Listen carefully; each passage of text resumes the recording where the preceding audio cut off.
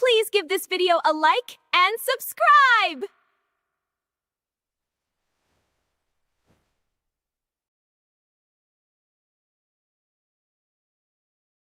Here we go.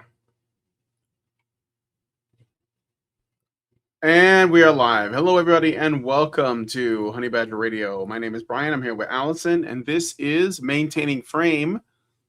Good writing is male privilege, where we're going to be responding to a video from a channel. What is this channel called? I already forgot. Mr. Zod. It's called Mr. Zod. And I guess this is like part of the literary YouTube. This is literature YouTube. Mm-hmm. And they talk about writing and storytelling and stuff like that. But of course, because this is just the reality we live in, everything becomes political when there is a disagreement about how to construct anything. Basically, I mean, there's probably channels about, building custom motorcycles that suddenly has like a political conversation erupting. So this channel, Mr. Zod, is talking about a video by another channel called The Second Story, which is, I'll show you guys the channel so you guys can see it. This is The Second Story. This woman does critiques of modern literature because she is concerned with the direction storytelling is going. And you can see that here, some of her titles. Bring Back Real Women. Strong female characters are just toxic men. The absolute degeneracy of modern writing. I think she talked about the pornification, let's say, of literature and romantasy. Fan fiction ruins everything. No lies detected, and things like that. So she's kind of like critiquing the sort of current state of literature, and that is not going to happen without some blowback from the people defending that status quo. So we have Mr. Zod here who is going to sweep in and tell the woman to shut up and sit down because she's doing it wrong and it's political, even though she isn't political at all. So we're going to be looking at that. No, she just cares about good writing. Yeah, exactly. That's it. Yeah. Yeah, so we're going to be looking at that. That's the last. I interrupted you before you could complete your thought. Apologies. That's okay. Get you used to it. All right. So if at any point throughout the show you want to send us a message, you can do so at feedthebadger.com/justtip and a tip with that message. I guess it's actually not, come to think of it, it's not just the tip, is it? It's also a message with a tip. Anyway, feedthebadger.com/justtip. Very best way for you to send us funds, and the best way for you to send that comment, not through YouTube's comment enhancement system. And if you want to support the show, that's at feedthebadger.com/support. This item was actually sort of requested by Richard, not quite, as like a break from the Byrony cancer. Yeah. So thank you, Richard, for taking your boot off our neck for one episode. But anyway, no, I'm just teasing or crying inside. So once again, if you want to support the show, feedthebadger.com/support. And if you want to join us in our community, Feed the Badger, no, not Feed the Badger, strike that. It would be badgernation.online. Okay, so I will say I did see this video like a week ago or something, and I thought about putting it through, but it's like an hour and 15 minutes. And that's the thing, a lot of what I've noticed with a lot of these, like, I'll just say it, like feminist kind of responses or woke responses to like regular people that just have regular concerns, is that they know that it's not easy for them to make a good argument quickly and succinctly. So they take like an hour to like roll it all out slowly with lots and lots of rhetoric and padding.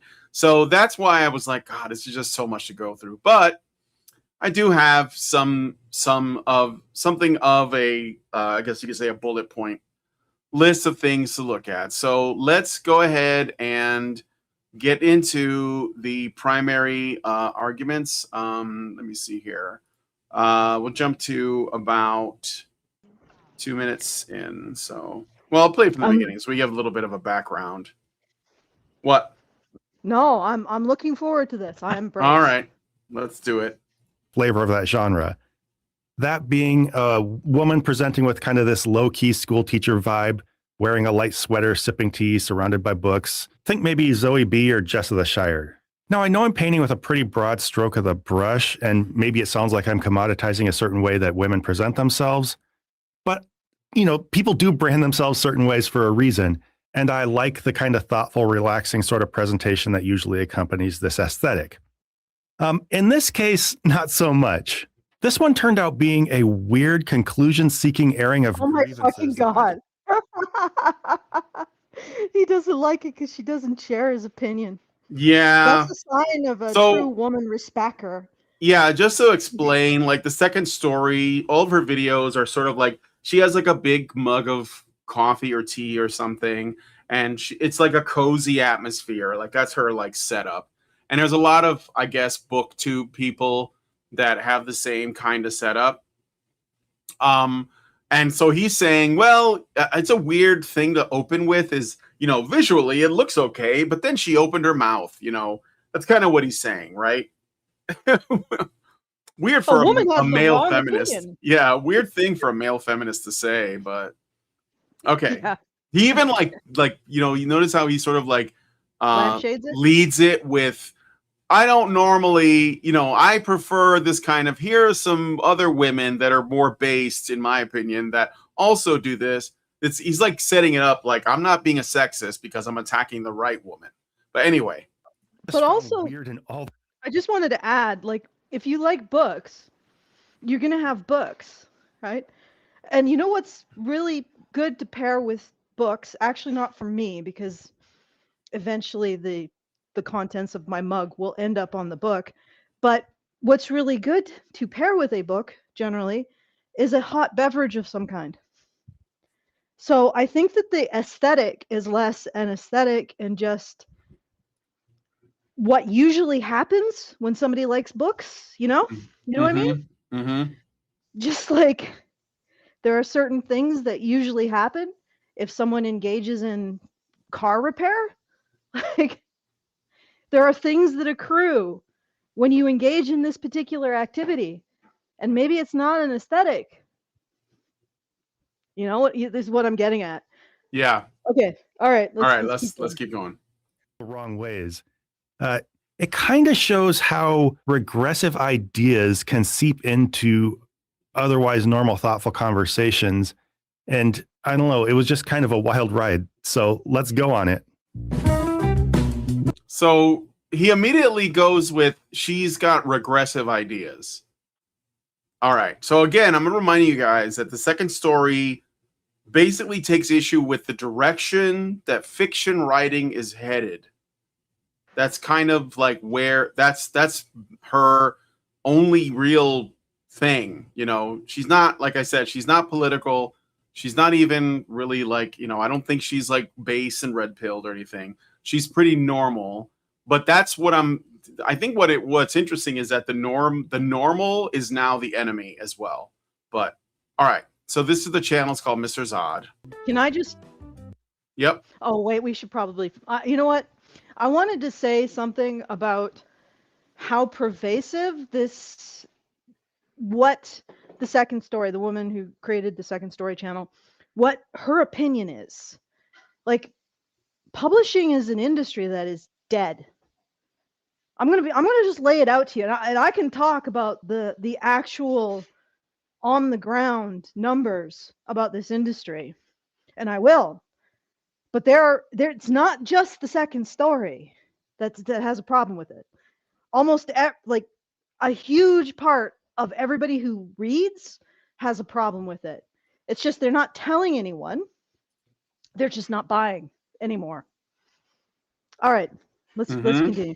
Okay. Now, before actually getting into her topic, she started with some light drama about who didn't like her previous video. But that kind of washed over me the first time I watched the video, so we're going to save that for later. There is definitely a rabbit hole to go down there. And the fact that there has been just as much support, if not more, from women is also very heartening. The fact that she considers it a little surprising that women also supported her for this last video paints a little bit of the picture, but again, we'll get to that later. How? How? like, do you see that he's like, I don't, there's a lot of like, Poisoning the well. sort of, but it's like he doesn't want to be aggressive, so he does this thing where it's like, well, that says a lot about so and so. That says a lot. Like there's Passive aggressive. it's very passive aggressive. It's like it's very passive aggressive. But okay.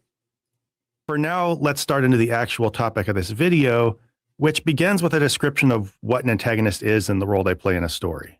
Right, let's get into it. Villains, or if you like, antagonists, are an essential component of any story. This can take a whole assortment of forms. Basically, antagonist really only means that the hero, or protagonist, has to have some significant resistance to his ultimate narrative goal. For that reason, you can get away with things like the environment being the antagonist in disaster movies, or the protagonist himself being his own worst enemy in certain kinds of dramatic stories, or both. A villain is really just the opposition to the hero's goal. All right, so this is the video specifically that he's reacting to by her. I believe she wrote, she has a video called Pathetic Evil, where she talks about how, and I think, it's called Safe Evil. Safe Evil. And the title of the video is Modern Villains Are Pitiful and Impotent. So I want you guys to think about that. And tell me, do you agree with that? So this is the video right here. It's called Safe Evil. Modern villains are pitiful and impotent. Do you think that's true? Because that's the criticism she's levying at like the current state of not just books, like, you know, the literature, but also film and television, like right now. That's why her thumbnail has, like, you know, I guess what you would call good examples, like Thanos and what's the guy from Silence of the Lambs? Hannibal Lecter, Commodus from the Gladiator movie, and Sauron from Lord of the Rings. So she's basically saying that they don't write villains like that anymore. So, okay. I don't know if you want to say anything about that, Alison, or if you just want me to keep going. I'm thinking that we're not going to really have a discussion of whether or not villains are sort of pathetic now. I think we're going to have a discussion of something completely different than what she's trying to have a discussion about. For something completely different. Completely different. I suspect that's what man with 3 buttocks. Mr. Sod is going to bring. He's going to bring the conversation about the man with 3 buttocks. This is not the Zod that I remember. All right, let's keep going.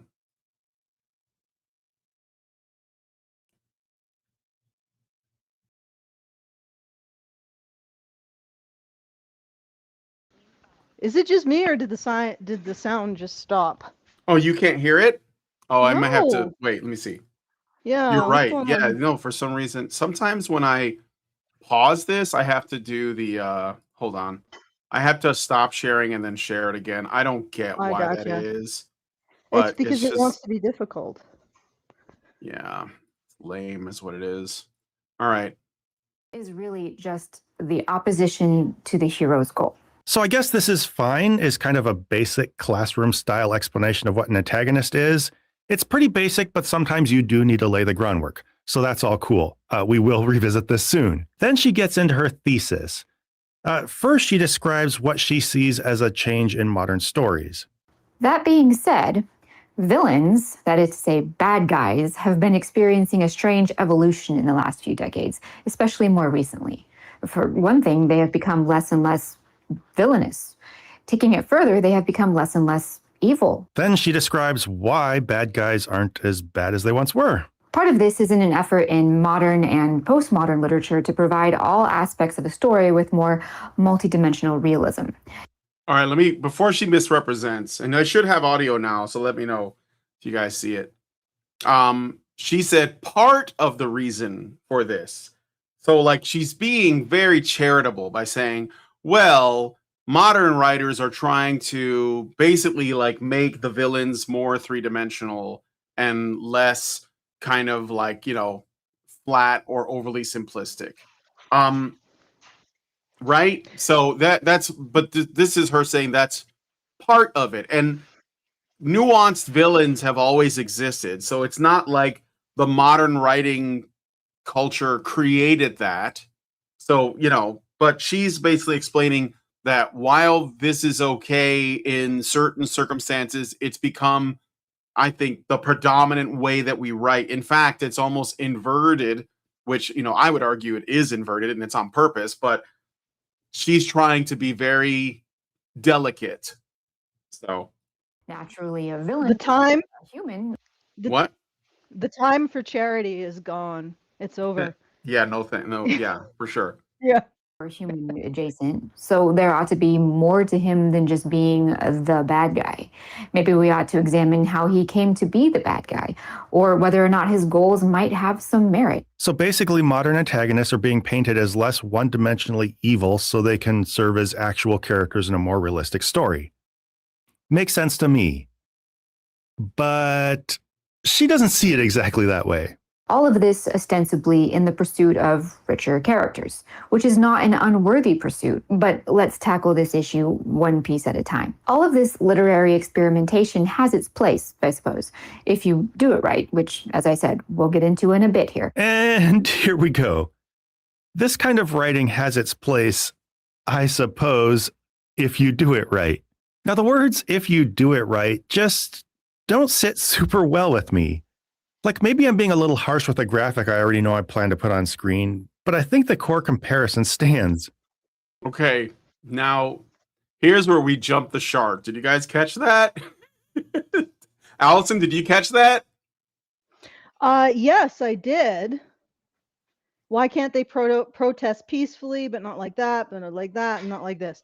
Okay, well, so we're comparing any expectation of quality or standard to marginalizing people who are protesting. And I assume that the Canadian trucker protest doesn't belong on this meme, this left meme, at all. No. Right?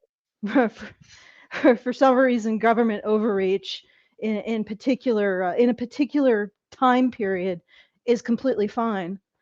But I digress. We are now basically saying, right, that she has an opinion on how things should be written. Now, whether or not it's personal opinion or it's an objective craft metric, we haven't determined yet. He's already poisoning the well and saying that she is part of some kind of tyranny, probably patriarchal, let's face it, because it always is. Patriarchal tyranny. All right. Yeah.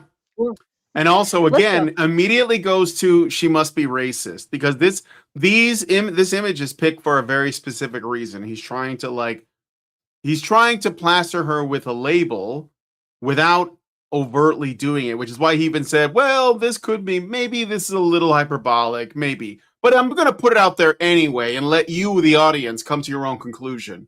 You see how he does that? It's very, very feminine. I don't know how else to describe it. It's very passive aggressive. It's very much like, I don't want to be held accountable for the allegations I make. If you say, well, I don't know if it was rape, but I do know that I didn't want it. And I didn't like the way I felt afterwards. And I don't remember much. And, I don't think I should call the cops, but maybe something should happen to this person in the future. I'm not saying something should happen, and it's like, what are you doing? Yes. That's what this You're is. Constructing a negative yeah. space. Also, I just want to say, with regards to this specific point he's trying to make, I think it's ridiculous, because let's look at the trucker protests. What's the difference between the trucker protests in Canada and these Black Lives Matter protests? I'll tell you what the difference was. The truckers got debanked. Some of them got fined, arrested. There were consequences of force coming from the government. With these, no, there were no consequences. Nobody arrested Kobe Bryant. Nobody arrested Kyle Kaepernick. None of that happened. You know what happened? There were people that criticized the behavior because they said, well, I think you guys are kneeling for the wrong things. I don't think that this is correct. I disagree with you in terms of what it is that you did. I don't think you should be doing this. But nobody said you're fired. Nobody said you're going to jail. Nobody said you don't have access to your bank account anymore. This is not even in the same sport. This is nothing alike. So when the people you like are criticized, not like penalized, not arrested, not fined, just criticized by some people on the internet for reacting to for doing whatever they do, for protesting, you think that that's the same as people being fined and debanked. And of course, you don't care about the people who got debanked. You probably thought they should have stayed in their homes because, COVID, if it did anything, it revealed how comfortable people were with state violence, with state force. So I'm not even going to accept this. I'm like, you know what? I don't care if you have really awful opinions on this stuff, but I don't want you going to jail for it. So that's what I would say. So yeah, no, not at all the same. And I know what you're trying to do. Again, you're trying to paint this woman as something that she clearly isn't. In fact, she probably would have agreed with all of this stuff. But you don't care about that because you don't like that she has an opinion on how villains should be written in fiction. Yeah, I'm not even sure how this individual became right wing. But anyway, because she disagreed with him. That's it. But anyway, yeah. He disagreed with her because I don't think there's any I don't even know if she really recognizes. Anyway, let's continue. Okay, let's keep going. In either case, it seems a person sees a behavior as inherently problematic and doesn't want to admit that. So instead, they just presume to tell everybody else how they expect others to engage in it. Usually in arbitrary, vaguely expressed terms that leave them perpetually subject to your approval and probably unable to ever win. That sounds like projection. Yeah, that sounds like serious projection. And again, this is all over her saying there may be. Can we write villains better? Can we write villains better? Yeah. There may be a way to write a villain, who is not really a villain, but I don't see that happening. And we haven't even got he is prejudging. I think I recall not necessarily agreeing with her, but I'm pretty sure that all of this other stuff is him trying to inject baggage into her opinion on something that is relatively innocuous. I mean, I'm going to offer a much less innocuous opinion than hers. I guarantee it. So why don't we continue? All right. Now, if this seems like an overreaction, part of it might be that I've seen this video to the end, and maybe you'll catch up with me as we get there. But I suspect you're already picking up on the same vibe I am. Before reaching this final conclusion, she'd already referred to the writing of fleshed out characters as a strange evolution, suggesting that it's a new thing, which it's not, and said that this is being done ostensibly in pursuit of richer characters. Let me go back to that. Let's go back to that. Wait. There's some scope creep happening here. Yeah. Now he's talking about her being against fleshed out characters? No, she said she thinks that villains have become pathetic. All right, but continue, Brian. Yeah. Well, I just want to read this part. I don't know if she's quoting, this is him that wrote this, but it says, villains, that is to say bad guys, so he's quoting her, have been experiencing a strange evolution in the past few decades, especially more recently, which I don't think is untrue, but I think it's maybe been, you could maybe argue it's been like a slower process that's kind of pump the gas a little bit recently. For one thing, they've become less and less villainous. Taking it further, they become less and less evil. Part of this is an effort in modern and postmodern literature. Postmodern literature is interesting, to provide all aspects of a story with more multidimensional realism. Naturally, a villain would be a human or a human adjacent, so there ought to be more to him than just being the bad guy. Maybe we ought to examine how he became to be the bad guy, or whether or not his goals might have some merit. All of this ostensibly in the pursuit of richer characters, which is not an unworthy pursuit, but let's tackle this issue one piece at a time. All of this literary experimentation has its place, I suppose, if you do it right, which, as I said, we'll get into in a bit here. So I think that ultimately what it comes down to is she's saying that if you can't write well, you won't write good villains. Ultimately, when she says if you do it right, it means that you have to be good at writing these kinds of characters. And I think that there's some truth to it, right? I mean, you should be able to write them well. Yes, that's essentially what we're arguing, and we are saying is apparently equivalent to what this guy considers to be racism. Yeah. Saying that we should write them better is kind of like it's pro meritocracy. See, Yeah. because if you And can't write well, then that means you're not you good know enough. what the meritocracy is? Yeah. It's patriarchy. Yes. Grammar is patriarchy. Craft standards is patriarchy. Writing villains well, that's a patriarchy right there. Writing heroes well. Yeah. Yeah, everything. Yeah. It's all patriarchy, and you got to point it all out. Exactly. All right.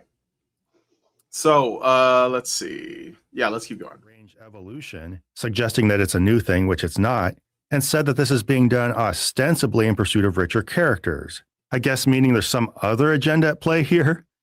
The whole thing is just obviously drenched in condescending passive aggression. But something that we What, like not your video isn't drenched in that? But also like what but like what if there is another agenda? Like can I suspect that every time you tell a story about a character that I know very well that's been around forever and you subvert the everything about them, that I can assume that you're up to something? Like, is that like in Rings of Power when they made Sauron like a bad boy like Chad? I didn't watch it, but like they made him into almost like a romantic interest character, and the people were all like, I can fix him. Do you think that I would think, wait, Sauron is like the embodiment of all evil in Middle Earth, and you're making him into kind of like this dangerous, like, sexy guy? Like, and you could say, well, evil is sexy, sure, but you're kind of like, this isn't, there is such a thing as in writing, there are characters that are just evil. Like they're elemental evils, like they're pure evil. Those characters do exist. And when you try to inject nuance into that, that's when I become suspicious. In other kinds of characters that have trauma or, abuse in their history or something, I can understand that. What was it in you ever read Treasure Island, right? Long John Silver was the villain in the story, but he was also like, there was some, like there was a part of him that was like that you wanted to like see healed, like that, like he wasn't just pure evil, but pure evil is okay too. Like in Sleeping Beauty, the Disney movie, Maleficent, it's in her name. She's malevolent. She was pure evil. Like she was like a dark fairy that summoned, the fires of hell. And then they made the movie with Angelina Jolie and they completely fucked it up because they were like, oh, well, you know why she's like that? Because some man did her done wrong. And now it's okay for her to be evil. In fact, this is a girl boss movie now. So like if I saw that and I was like, well, this is fucking fishy. Like, am I like some far right bad guy now? Because I think that's lazy writing because somebody wanted, what the hell is these Wicked movies about? Like Okay, this. so I'm gonna go to bat for Wicked because I actually really liked LeGuire's book. I think it was. Well, I never read the book, but I don't know much about it. But I'm talking about the movie at least, the one with Cynthia. Yeah, but I'm Erivo gonna go or to bat whatever. for that one. I think it was well done. All right. It was more like he was bringing like a more a contemporary politics, but it wasn't bad. Okay. I'm gonna go to bat for that. All right. Well, I never saw it, but I do think that characters that were evil because that was like the most important characteristic. I think that when you redeem them, I think it's fair for people to find it suspicious, like you're up to something. So she was called the Wicked Witch of the West. 100%. Okay. 100% I agree. All right. I agree. Now, having said that, well, I think what he did was well done. I agree that the tendency, that he started, which it's almost like he started the whole revising fairy tales thing. Yeah. It's gotten very lazy. It's not as well done. And the only reason why they're doing it is because let's face it, they're redeeming wicked women. Yes. So what they're doing is they are removing the concept of evil, of recognizing the particular forms that evil takes in women. Yeah, exactly. And so I reckon it. And again, what he did with Wicked is that she was an extremist, she was motivated, and you could see some sympathetic qualities in her. But at the same time, there was stuff that wasn't sympathetic. So it was a more complicated character, but that's not what they're creating. They're not creating more complicated characters. And this is maybe No. where she's getting into. What they're doing is they're just saying patriarchy done did it. And they're taking evil female characters, blaming men or blaming external circumstances, usually men, and saying that they aren't responsible. That isn't creating a more complex character. Mm-hmm. That is creating it's creating a less complex story. Okay. And so maybe that's where But I she's going think- with it. Yeah, I don't think she does, actually. I don't know if this guy goes through the whole video, but let me see if I need to get to the next time code. So it's a little bit more in this clip. As a society have apparently forgotten is that most of the time a crucial factor in the villain's character is evil. Of course, I don't mean that all characters need to be Lucifer-esque, Morningstar, or even Morgoth. Although huge, ugly, powerful evil is actually a crucial aspect of fiction that is currently all but extinct. Now, I don't share in her assessment that villains need to be evil, but setting that aside, and we will get back to it real soon, it's just not true that we don't have evil villains in fiction anymore, right? I mean, just for obvious examples, think of the Joker. I totally agree with him. They definitely have evil characters in fiction. They're called white, cis, het men. Yeah. And he says, and then he brings up characters that are like 20 years old. So he goes, oh no, we still have it. How about the Joker? When did that movie come out? Back to it real soon. It's just not true that we don't have evil villains in fiction anymore, right? I mean, just for obvious examples, think of the Joker. All right, so the Joker from The Dark Knight was more an agent of chaos than evil, but I'll leave it be. It's okay, I'll accept it. But that movie came out what, like in 2000 something? I don't know, but it's old. It's 20 years old probably. So that's not recent. And now the Emperor Palpatine is super old.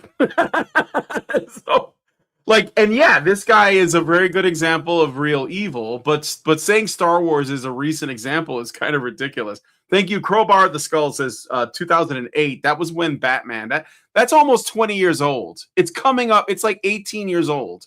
Okay? Do you feel old yet? The Dark Knight is 18 years old. Star Wars? Does it need to get more evil than that? Most seasons of Fargo have a clearly evil character. Lorne Malvo, Orietta Mayflower. Hell, is Roy Tillman not enough for you? Does he not seem evil in your eyes? We'll circle back to our thoughts on that kind of character. Again, those are just like cherry-picked examples. Many of them are not old enough. Fargo, the show, I think that's pretty old as well. But that doesn't really dispute the trend, you know? And you have to wonder, like, again, why are we, like, do we want, because I think we're very close to doing this, okay? Do we want Star Wars to make like a show about Emperor Palpatine's like childhood, and we get like this story about how he turned into Palpatine, that we're supposed to make him more sympathetic? Like, that's what they would do. Now, they wouldn't do it Palpatine because he's like a cis white guy who's clearly straight because he had like a daughter, but like they would probably do it for any number of other things. And so it makes me think, well, do you just want the concept of evil to lose meaning? Because that's what he, when he says, well, I don't think that evil is that important to being a villain. It sounds like it's kind of central to being the villain in the story. Fargo season 1 was 2014. So yeah, that's like 12 years old. That's what I'm talking about. Fargo, the movie, was 1996. He was talking about the TV series that came out later. Okay. Black Cat Red Ed says, are we talking about writing in film fiction or writing in book fiction? Everything. I know, yeah, it's all writing, period. These are vertical chat people, I think. Yeah. Welcome, vertical chat people. Bring your specialness and lay it upon us. Okay, can I just point something out? If you want to talk about a force that opposes the protagonist that isn't villainous, there is a word It is called an antagonist. And an antagonist does not have to be villainous, but a villain should probably be villainous. Just Yep. saying.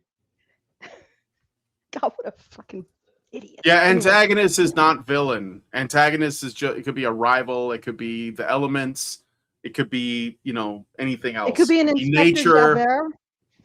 Yeah. An yeah. Inspector Javert is like a character who's upholding the law. Like in The Fugitive, it was like you know, Tommy Lee Jones was like the antagonist, but he wasn't a bad guy. Yeah. No, he wasn't a bad guy. He was just upholding the law while the main character was a fugitive from the law through no fault of his own. So Yeah. that is an antagonist. All right, I got a Super Chow came in. Dark Kikimura gives $5 and says, off topic, but do we have an update on the PM situation in the Discord? I don't know what that means. There is nothing that I can do. Discord PMs are a Discord feature, not a feature that I have any control over or anyone in the Discord. Are you trying to send a private message to someone? You just got to like put their name in Discord and they have to accept the PM. The other thing is if you're having a problem with PMs, you can also at people in the Discord. That's all I can give you. Okay, let's keep going. Character. And even a genre deconstruction like The Boys gives us pure psychopathic nightmare fuel in the form of Homelander. Yeah, so I like how he brings up like actual subversive content that exists specifically to undermine, like, you know, the sort of like, let's say, the classical archetypes of good and evil, and then says, well, that's a good example. No, this is actually a good example. Well, I don't think it's what she would argue, but it's what I would argue about the subversion of everything, the inversion of everything. So, yeah, you're basically making the argument that I would say, yeah, this is what's happening, right? So I guess, but I mean, The Boys is trash. Like I watched one season, I thought it was garbage. I didn't like it at all. I don't know why I don't know how it's managed to stay on air. Like, I don't know why people are impressed with it. It's a subversion of the hero archetype. It's a subversion. Yeah, intentional subversion of hero archetypes. And he's like, this is a good example. No, you're basically showing me your ass right now because you seem to be in favor of the subversion of everything, and then you're calling it normal. It's just normal writing, bro. It's just postmodern writing. It's what we're doing now. Well, you don't think that's evil? Okay, yeah, sure. Like that's like if you took like a story like Star Wars and you just made the Emperor good and Luke Skywalker evil, this guy would argue, well, there is still evil because look, Luke Skywalker's evil, so we still have villains. And he wouldn't like make the connection of like, oh, you just took like, you know, the two sides and reversed them, and now you're saying it's like success. We still have villains. They're just like the straight white Christians instead of like, you know, the demons.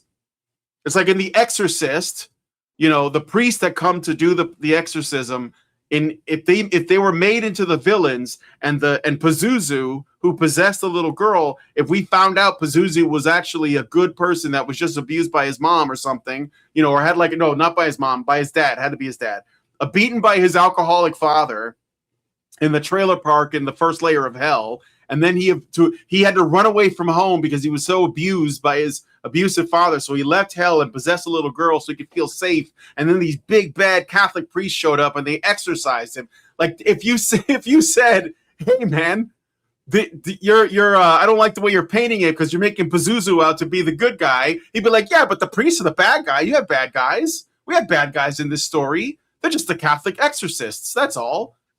You know what? No harm, no foul. I'll believe that they genuinely want to make villains complex when they give Frollo from The Hunchback of Notre Dame this treatment. Yeah, exactly. Or the antagonist in Pocahontas. You know. Savages, barely even human. Okay, you do that. Do that. Yeah. Otherwise, I smell the stink of ideology upon you. Well, that's what I'm saying. That's kind of like what bothers me about this is that this guy thinks he's very smart by saying, look at this thing that is intentionally subversive as an example that counters your argument. I don't even know that the this channel, the second story, the lady, I don't even know that she would necessarily disagree that this is an example, but it and even then I think they go into some like weird stuff, and with like the villains in this story in The Boys, like to give them some nuanced backgrounds as well. So even then they like still do it. They don't treat them like just as, you know, mustache twirling evil. So but anyway, Performance is nuanced and shows us why he is the way he is, but that just makes him even scarier, right? And honestly, I just don't care to spend a lot of time rebutting this assertion, especially since Anthony Gramuglia did such a great job covering it himself. It was interesting as a side note. I just happened to run into her video and thought of it as some random little thing only I'd seen, only to find his rebuttal a few days later. I guess that's just the way the algorithm works. What I'm more interested in. yeah, so I was going to say, this woman, she's getting a lot of shit from a lot of other booktubers. Is that what they call it? Booktube? She's getting a lot of shit from a lot of other booktubers because the majority of people on Booktube are woke as hell. And they don't like that she's even like saying, you know, this stuff's a bit, it's pretty bad. Like, she's like, you know, there's fan fiction in all of it now. And this isn't just in books. This is in TV. This is in film, you know. Yeah, go ahead. You want to know why this is happening? It's because Book Talk and the publishing industry, Book Talk is essentially astroturfed by the publishing industry. Mm-hmm. And they don't want people pointing out that their product is absolute shit. That's it. This is just basically corporate malfeasance, and not like corporations, like a business that wants to put out a good product that the customer likes. You know, the usual business ethics that we had like 50 years ago. That's not what I'm talking about. Mm-hmm. This is a corporation that insists it knows what the customer wants, and it doesn't. And it is engaging in false practices in order to extract from customers financially. So it is of course she's going to get shit, and this is exactly why she's getting shit. Mm-hmm. And there is no point being nice to these people, because the reason why they use this rhetoric is to protect the shoddy product. That's it. They're a bunch of con artists pretending they have a product worth a damn, foisting it on people in ignorance through astroturfing campaigns, and they don't want anybody puncturing their Ponzi scheme. That's it. And they'll use any tactic. And of course, we all know what tactics they love most. You're a racist. You're transphobe. You're a misogynist. You have internalized misogyny. You're a handmaiden. You're a pick-me. You don't understand nuance. That's all. It's all it is a smokescreen and a shield for corporate malfeasance. I don't know how the book industry is continuing to operate, but they are a hollow smoking crater. Well, actually, I do. Through fraud, through deceit, and through the fact that they inherited a whole bunch of work that a whole bunch of cis white het men did in the 60s, 70s, 80s, and sort of tapering off in the 90s. That's the backlist. They live off the backlist. That's why they can engage in this bullshit. And I am going to detail all the bullshit that the publishing industry engages in. This guy probably, maybe he's too small, maybe he's a true believer, gets a kickback to go attack a woman for pointing out that the publishing industry is creating crap. Right? Because it's all freaking astroturfed. All right, let's keep going. Yeah. All right, let's keep going. And is the fact that she can be just so clearly, obviously, factually incorrect and just wear that right on her sleeve. There's a level of sloppiness here that, to me anyway, seems to indicate that she's just zeroed in on some predetermined conclusion and is willing to blurt out anything that will get her there. And she is this obviously sloppily wrong a lot for fascinating reasons that we will see unfold as the video goes on. I would say a lot of things about the second story, but sloppily wrong is not one of them. Like, I disagree with almost all of her conclusions. I'm not on her side. I don't mean on her side intellectually. I disagree with a lot of the things that she says. I'm on her side in terms of she doesn't deserve crap like this. She doesn't deserve being ganged up on or experiencing the wagons circling or this dude and his aspersions on the quality of her work. Right? That's not deserved. Yep. Right? No, I agree. I mean, like, you know, I haven't watched too many of her videos. I like her content when I watch it. Yes. I think that she's basing most of her work on like kind of like, you know, mythological archetypes and like the literature of the past, like the way back, not like, you know, the fucking Stephen King, but going way back, you know. And I appreciate that. I think that she probably doesn't think that what she's engaging in is political at all. I think that she's concerned with the craft. But the problem is that, again, like I said at the beginning of the video, she has made the terrible mistake of being critical of the thing you can never criticize, which is the fact that a lot of the people that are in the industry are just not good at their job. And that means that she cares about meritocracy. So, but and okay. can you realize how absolutely perfect a narrative that meritocracy is immoral and a function of toxic masculinity is to people who don't want to own their failures, or con artists or fraudsters or thieves?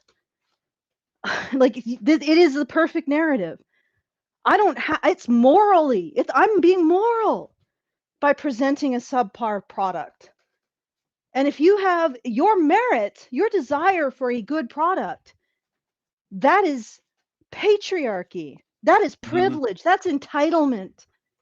Like, so we're supposed to consume slop because it's self-righteous to be taken advantage of. It's self-righteous for the con artist to take advantage of us because merit is patriarchal. Okay. All right. So I'm going to keep going, but first I just want to say this guy thinks that he's like scoring points, but he literally hasn't really made any arguments yet. He just promised that she's about to, like, you know, completely collapse any second now. Like, he keeps saying, I'll prove it, I'll prove it, I'll prove it, but he hasn't said anything other than the one time where he said, well, yeah, there's plenty of villainous examples, brings up shit from 20 years ago, and claims it's recent. So anyway, no arguments yet, just a lot of like veiled insults. Like peeling back layers on an onion, I guess. And speaking of sloppiness, just watch what comes next. It's weird.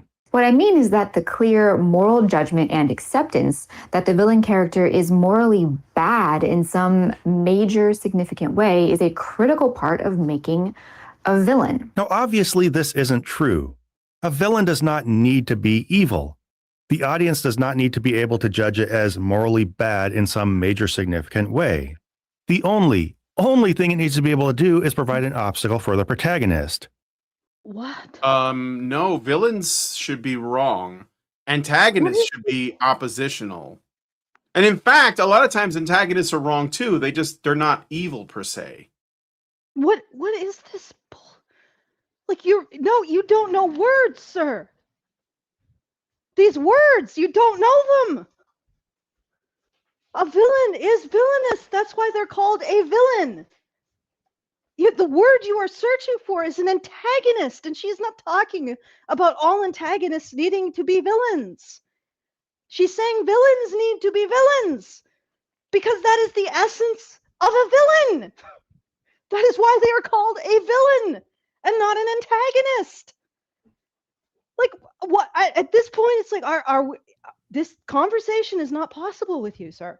It's not. Like, you are not willing to use a dictionary. You are not willing to abide by fair rules of engagement when it comes to argument. Like, so where do we go from here, sir? Where? Because the land that you are arguing in is not a land I recognize. It's a land where words mean whatever he wants them to mean in order to win an argument, and apparently something alt-right. Yeah, basically. Yeah. So right now, guys, we have to accept the premise that we can't distinguish between a villain and an antagonist, which is the first thing that she talked about, I believe. She said that there can be villainous forces and antagonistic forces.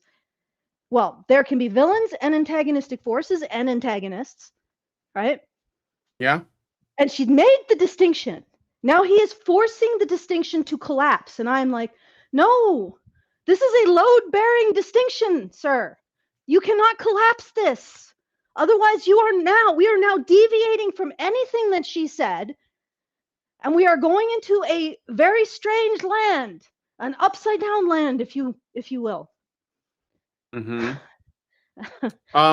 Black Cat Red Ed says he's confusing antagonist with villainy. I don't know that. I think you're being really charitable. So if he's saying this, okay, so it comes down to one of two things. Either he's stupid and doesn't know the difference between a villain and an antagonist, or he's being maliciously misleading and he is intentionally conflating the terms in order to make the person he is criticizing appear stupid. And I don't think that he's that stupid. I think that he knows that an antagonist is not the same as a villain, even though he says villains don't have to be evil. I mean, he may not have a moral foundation. Like, if you don't know that evil is real, if you don't think there's any such thing as evil and everything is postmodern and everything is like, hey, bro, it's just your opinion. Like, in my opinion, I should be able to take all your stuff, because I was deprived of stuff, like, for some reason. I want your stuff. And that's just my opinion, bro. It doesn't make me evil. And he might even say, oh, yeah, that makes sense. I guess you want my stuff then. But the reality is that that's evil. And that should be based in something, Well, I don't like to feel good. I like to feel evil. Oh. Yeah. Be like Skeletor. Well, don't be like Skeletor. He's evil. But understand that go ahead, Allison. I'm sorry. She started by defining this. Have we forgotten? No, she did. She said that there are antagonists that are villains and there are antagonists that are nature itself. Like it could be like in Twister, the tornadoes were not evil. They were just tornadoes. They were nature, in The Revenant, the movie with Leonardo DiCaprio. Like, the guy who left him to his death was evil because he was being a self. Even if he had like a reason for it, it was an evil thing to do, But the bear that like mauled him was not evil. It was just an antagonist. It was just like a temporary antagonist because it was a mother defending her cubs and it wasn't concerned with whatever his plight was. It was a bear, Yeah. Well, regardless, she made very clear that what she was talking about. And now he has collapsed the definition that she made very clear at the beginning of this. Therefore, we are no longer discussing her video at all. Like, whatever he's saying after this point, what minute is this now? About 8 minutes in, 7.5. Okay, so this is about an hour long. So 52.5 minutes of this has absolutely nothing to do with what the second story said. Yeah, his premise jumped the shark, and now it's free reign. Now that he's created the new, let's say, baseline presumption, he can like criticize at his heart's content based on that initial presumption. So, all right. Oh yeah, let's go. As long as it does that, then bam, by definition, it's an antagonist. And do you know who else thinks this? She does, because she says as much earlier in the video, twice. Basically, antagonist really only means that the hero or protagonist. So he puts a footnote at the bottom here where it says she uses the words villain and antagonist interchangeably and even identifies them as the synonyms earlier in the video. Well, they can be, like, a villain is a kind of antagonist. But again, you don't care about that. This is what he claims. I think she's being pretty clear, yeah. Yeah, from what I remember, she was clear that, yes, a villain can be an antagonist, but not all antagonists are villains. That's the point that she's making in her argument. And that of the subtype of antagonist that is a villain, she considers them poorly written now. We haven't even gotten to why. I'm actually curious to remember what it was she said. Okay. Let's keep going. Has to have some significant resistance to his ultimate narrative goal. A villain is really just the opposition to the hero's goal. She also made it clear that there can be a lot of variation. Well, wait, no, that's not wrong though. So the villain is the opposition to the hero's goal, but an antagonist is also an obstacle. Well, it's an obstacle, and it may not necessarily be opposition. So she's not wrong, unless you're just like nitpicking for the sake of nitpicking at this point. For the sake of it, to support his argument that she apparently considers villains and antagonists to be the same thing, even though she clearly states they're not. Yeah. Right? He's just trying to rules lawyer this to death. Yeah, really. How the frick do we have a conversation like this? But whatever. Let's keep going. My God. Anyway. What an antagonist is. This can take a whole assortment of forms. And that the antagonist doesn't need to even be another person. For that reason, you can get away with things like the environment being the antagonist in disaster movies, or the protagonist himself being his own worst enemy in certain kinds of dramatic stories. Mr. God, are you arguing that she thinks that the environment is a villain? Because that's what you're saying. Yeah, that's what you're attributing to her now. I swear to God, this is just deceitful. Yeah. Okay. So at this point, she is a... well, let me see. I can jump ahead to... Yeah, I think I want to get to the end of... Okay, let's get to the next bit. So, let me see. Literary criticism. Okay, 10. Let's go like right here. I think it's right here.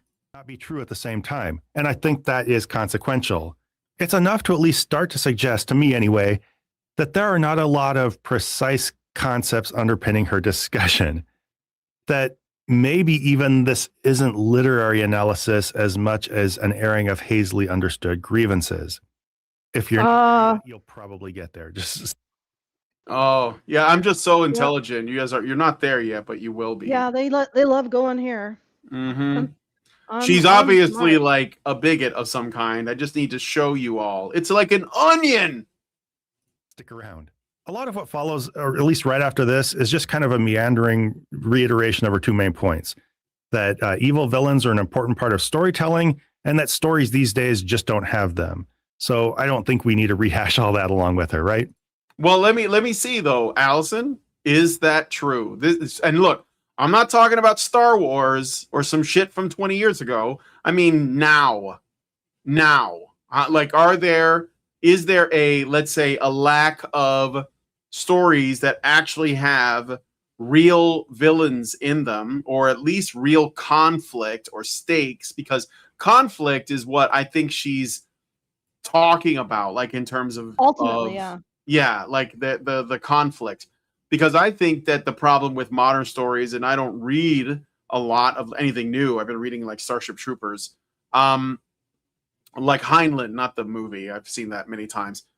And but yeah, like I think that most modern stories seem to be more like soap operas. Like they have relational, like it's like a relational web or something. Yeah, go ahead, get into it. Yeah, my operational versus relational web modalities in my analysis of literature. All right, 100%. I mean, I'm not going to be here and be like concerned about necessarily having evil villains, because that's not really my thing, but conflict. Yeah, 100%. Modern fiction has a real problem with conflict. The stories and the reason why is they want it to be female centered. They want the woman to ultimately be vindicated, and they do not want her to suffer. So what I've been seeing is this interesting, actually it's really obvious if they have like male characters, because the male characters will suffer. They'll endure things. They'll be making decisions with stakes, but they're categorically denied any position in the climax, because that is reserved for the women, And at the climax, the solution is not any kind of actual fight or conflict of any sort. It is some kind of collaborative communal thing that ultimately vindicates the female characters. Even though it's the male characters that are bringing the grit and the tone and the atmosphere of danger, they don't get a place in the climax. And this is actually terrible writing, because you don't want to spend chapters with a character who's making decisions that you care about, who is enduring suffering that you care about and injustice that you care about, and have that character locked out of the climax. Why? Because you feel like your time is wasted. You don't want to waste your audience's time. When you spend time on things, and this is the closer you get to the beginning, the more time you spend on something, the more it should be at the climax or somehow involved at the climax.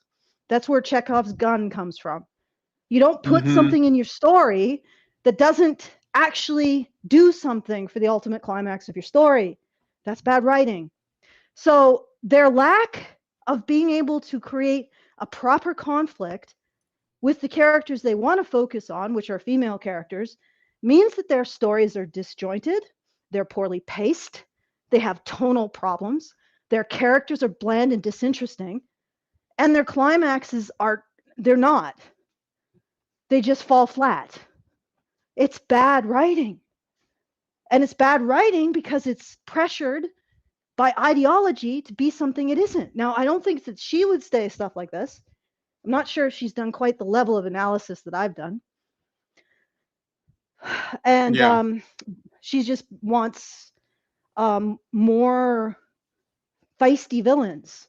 But like you were saying, I think it's the conflict that needs to be brought back. It is the main characters need to suffer and sacrifice at the climax so that the decision they make and the sacrifices they make and the ultimate conclusion of your story means something. You haven't wasted everybody's time getting to that point. And it doesn't have to be like huge. A good writer can make someone dropping a hanky be a huge climax, because they've set everything up to that point. They haven't wasted your time. They've clearly stated the stakes of someone dropping a handkerchief. They can make it work.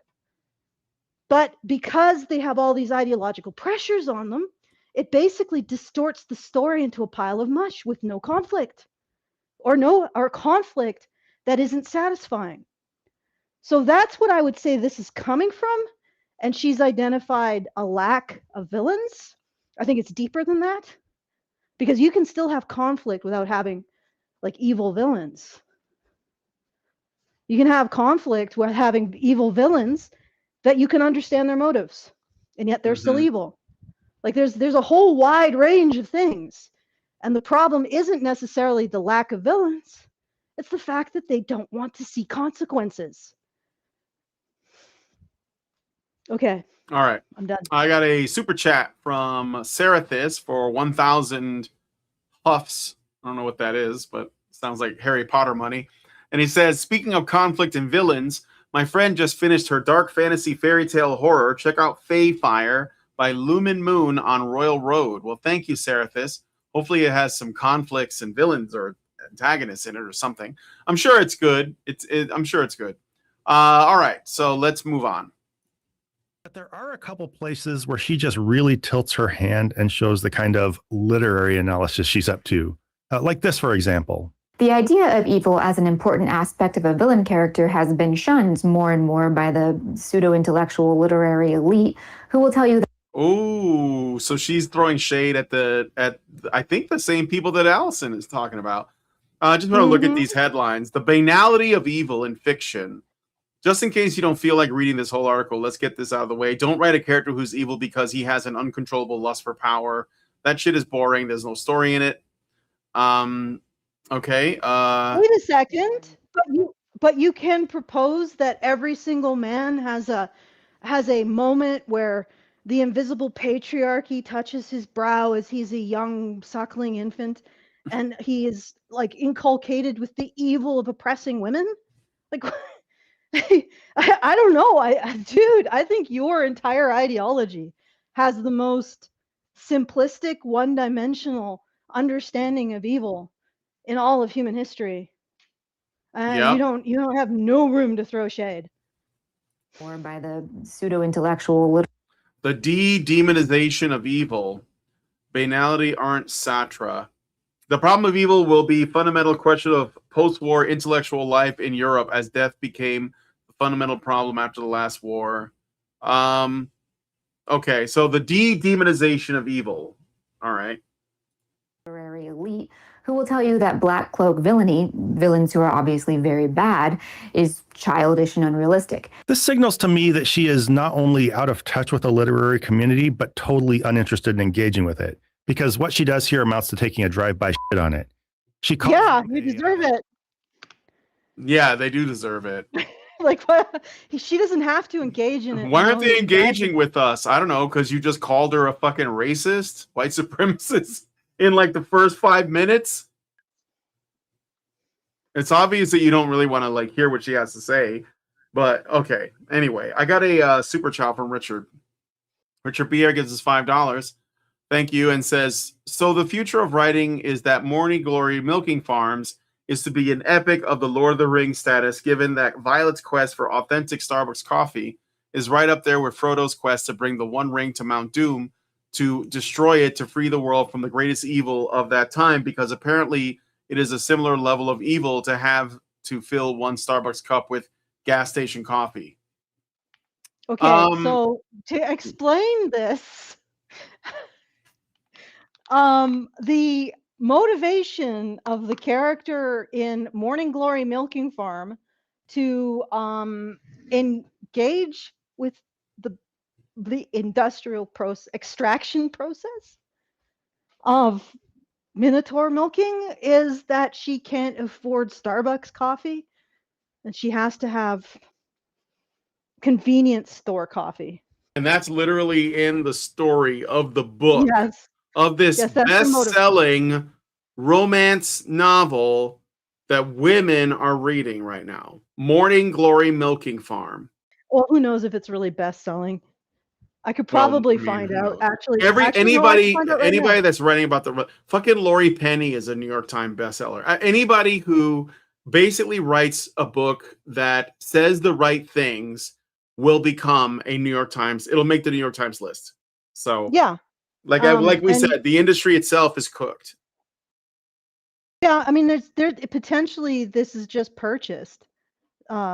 It's entirely possible. I can actually tell you. I think I can actually tell you how much Morning Glory milking farm really sold. But yeah, it'll take a moment. So why don't we continue? I'll just continue in the meantime. Pseudo-intellectual literary elite, a term that in and of itself might just tell us everything we need to know about who she is and what she's up to here. So there's again, it's more of this like suggesting. Like they are pseudo-intellectual. So what?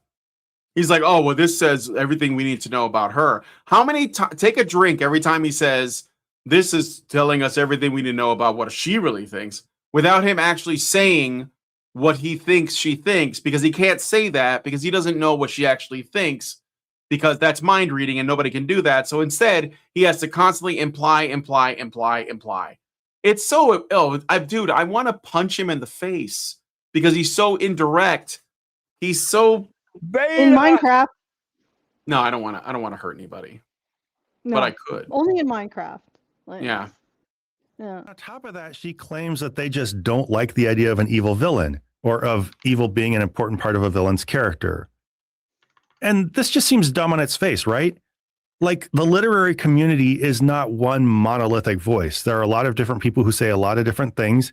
Not all pseudo-intellectual elitist writers. Okay? Bucko.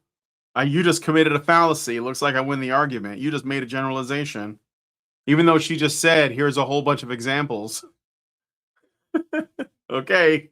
And, you know, a lot of times they disagree with each other.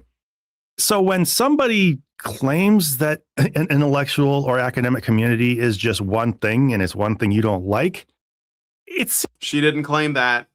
Again, he's arguing against somebody who isn't even there. seems kind of They don't disagree. They don't disagree on who their enemy is.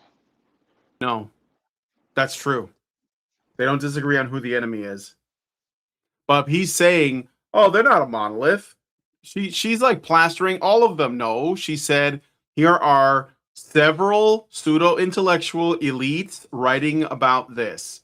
He didn't say it's everybody. That's like a ridiculous straw man. And he thinks that he just is a gotcha. And again, he still hasn't said anything of substance. I don't know if you guys are paying attention. He doesn't say anything of substance for an hour and 15 minutes. intellectual rant, right? Maybe, I don't know. Seems a little wrong to me. But on top of that, literary critics and most modern storytellers seem to be pretty in love with evil characters. I already gave some examples, right? They just kind of prefer them to be fleshed out and nuanced instead of one-dimensional cartoon characters. No, this guy's not fleshed out in nuance. I'm sorry. Homelander is given. I don't even want to. It's only gotten worse from what I heard. That this guy, dude, really? Okay. Anyway, So what seems to be happening here is Lane, and that's her name, I don't know if I've mentioned it yet. Lane is conflating two different ideas. First, the idea of an evil character in general, which can be done very well, and the concept of what she calls black cloak villainy, which, while never clearly defined, evokes a flat character who just does bad things because the story needs bad things to happen.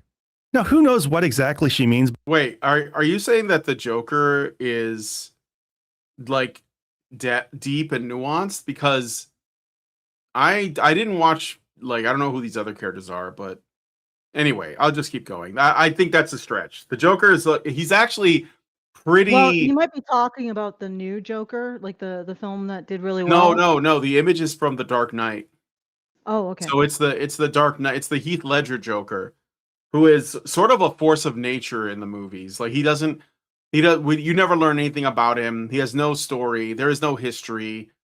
If Arthur Fleck Joker, which is the Joaquin Phoenix Joker, that's basically the hero of that story. And it's actually a pretty good examination of what I was saying when I said that we are like the subversion is becoming inverted. It goes from subversion to inversion. So you go from seeing, like, if you look at the Joker as a good example, you go from seeing like Cesar Romero's Joker from the old 1960s Batman show, and he's like, I'm going to rob banks and steal things, and I'm going to do it with like a theme. I'm going to have a motif. Everything's going to be jokes and funny. And ooh, look, here's my, here's the I don't know, the Jack in the Box with the punching glove inside of it, and that was fun. But like it was a show for families, and so you needed the Joker to be like just a bad guy, but like in a playful way.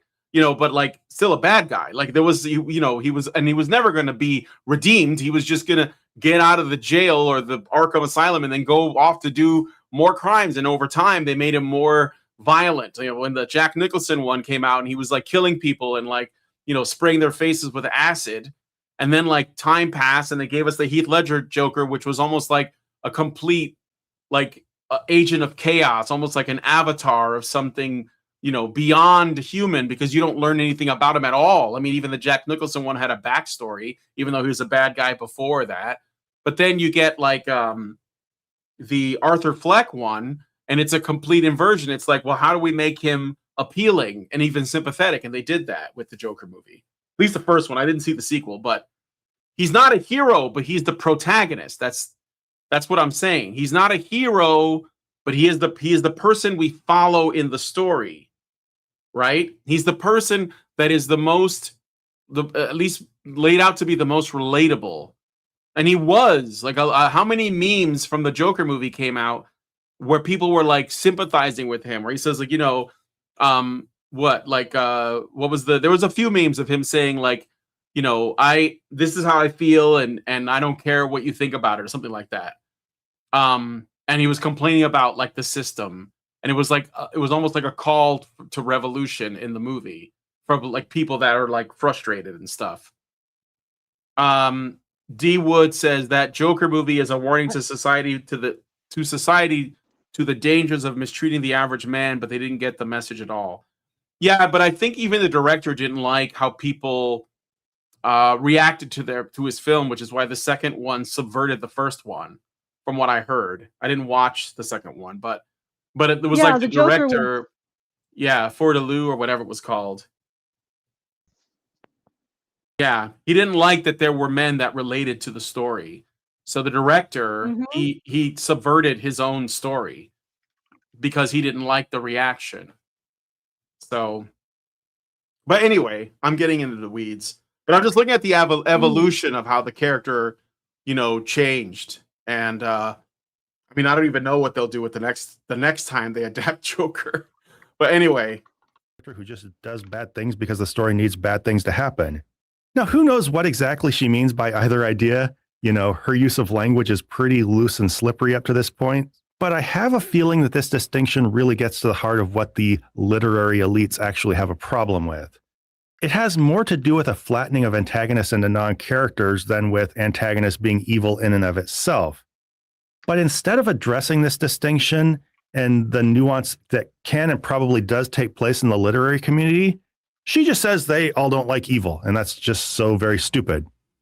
In fact, to see this disconnect between what they actually say and what she says they say, all we have to do is just take a little peek at the sources she flashes across the screen. She really likes to say that she's into sources and likes to back her stuff up with sources.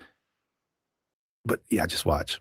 One of them is a pretty involved article about how we view the defendants at Nuremberg. So not about literature at all, and just kind of...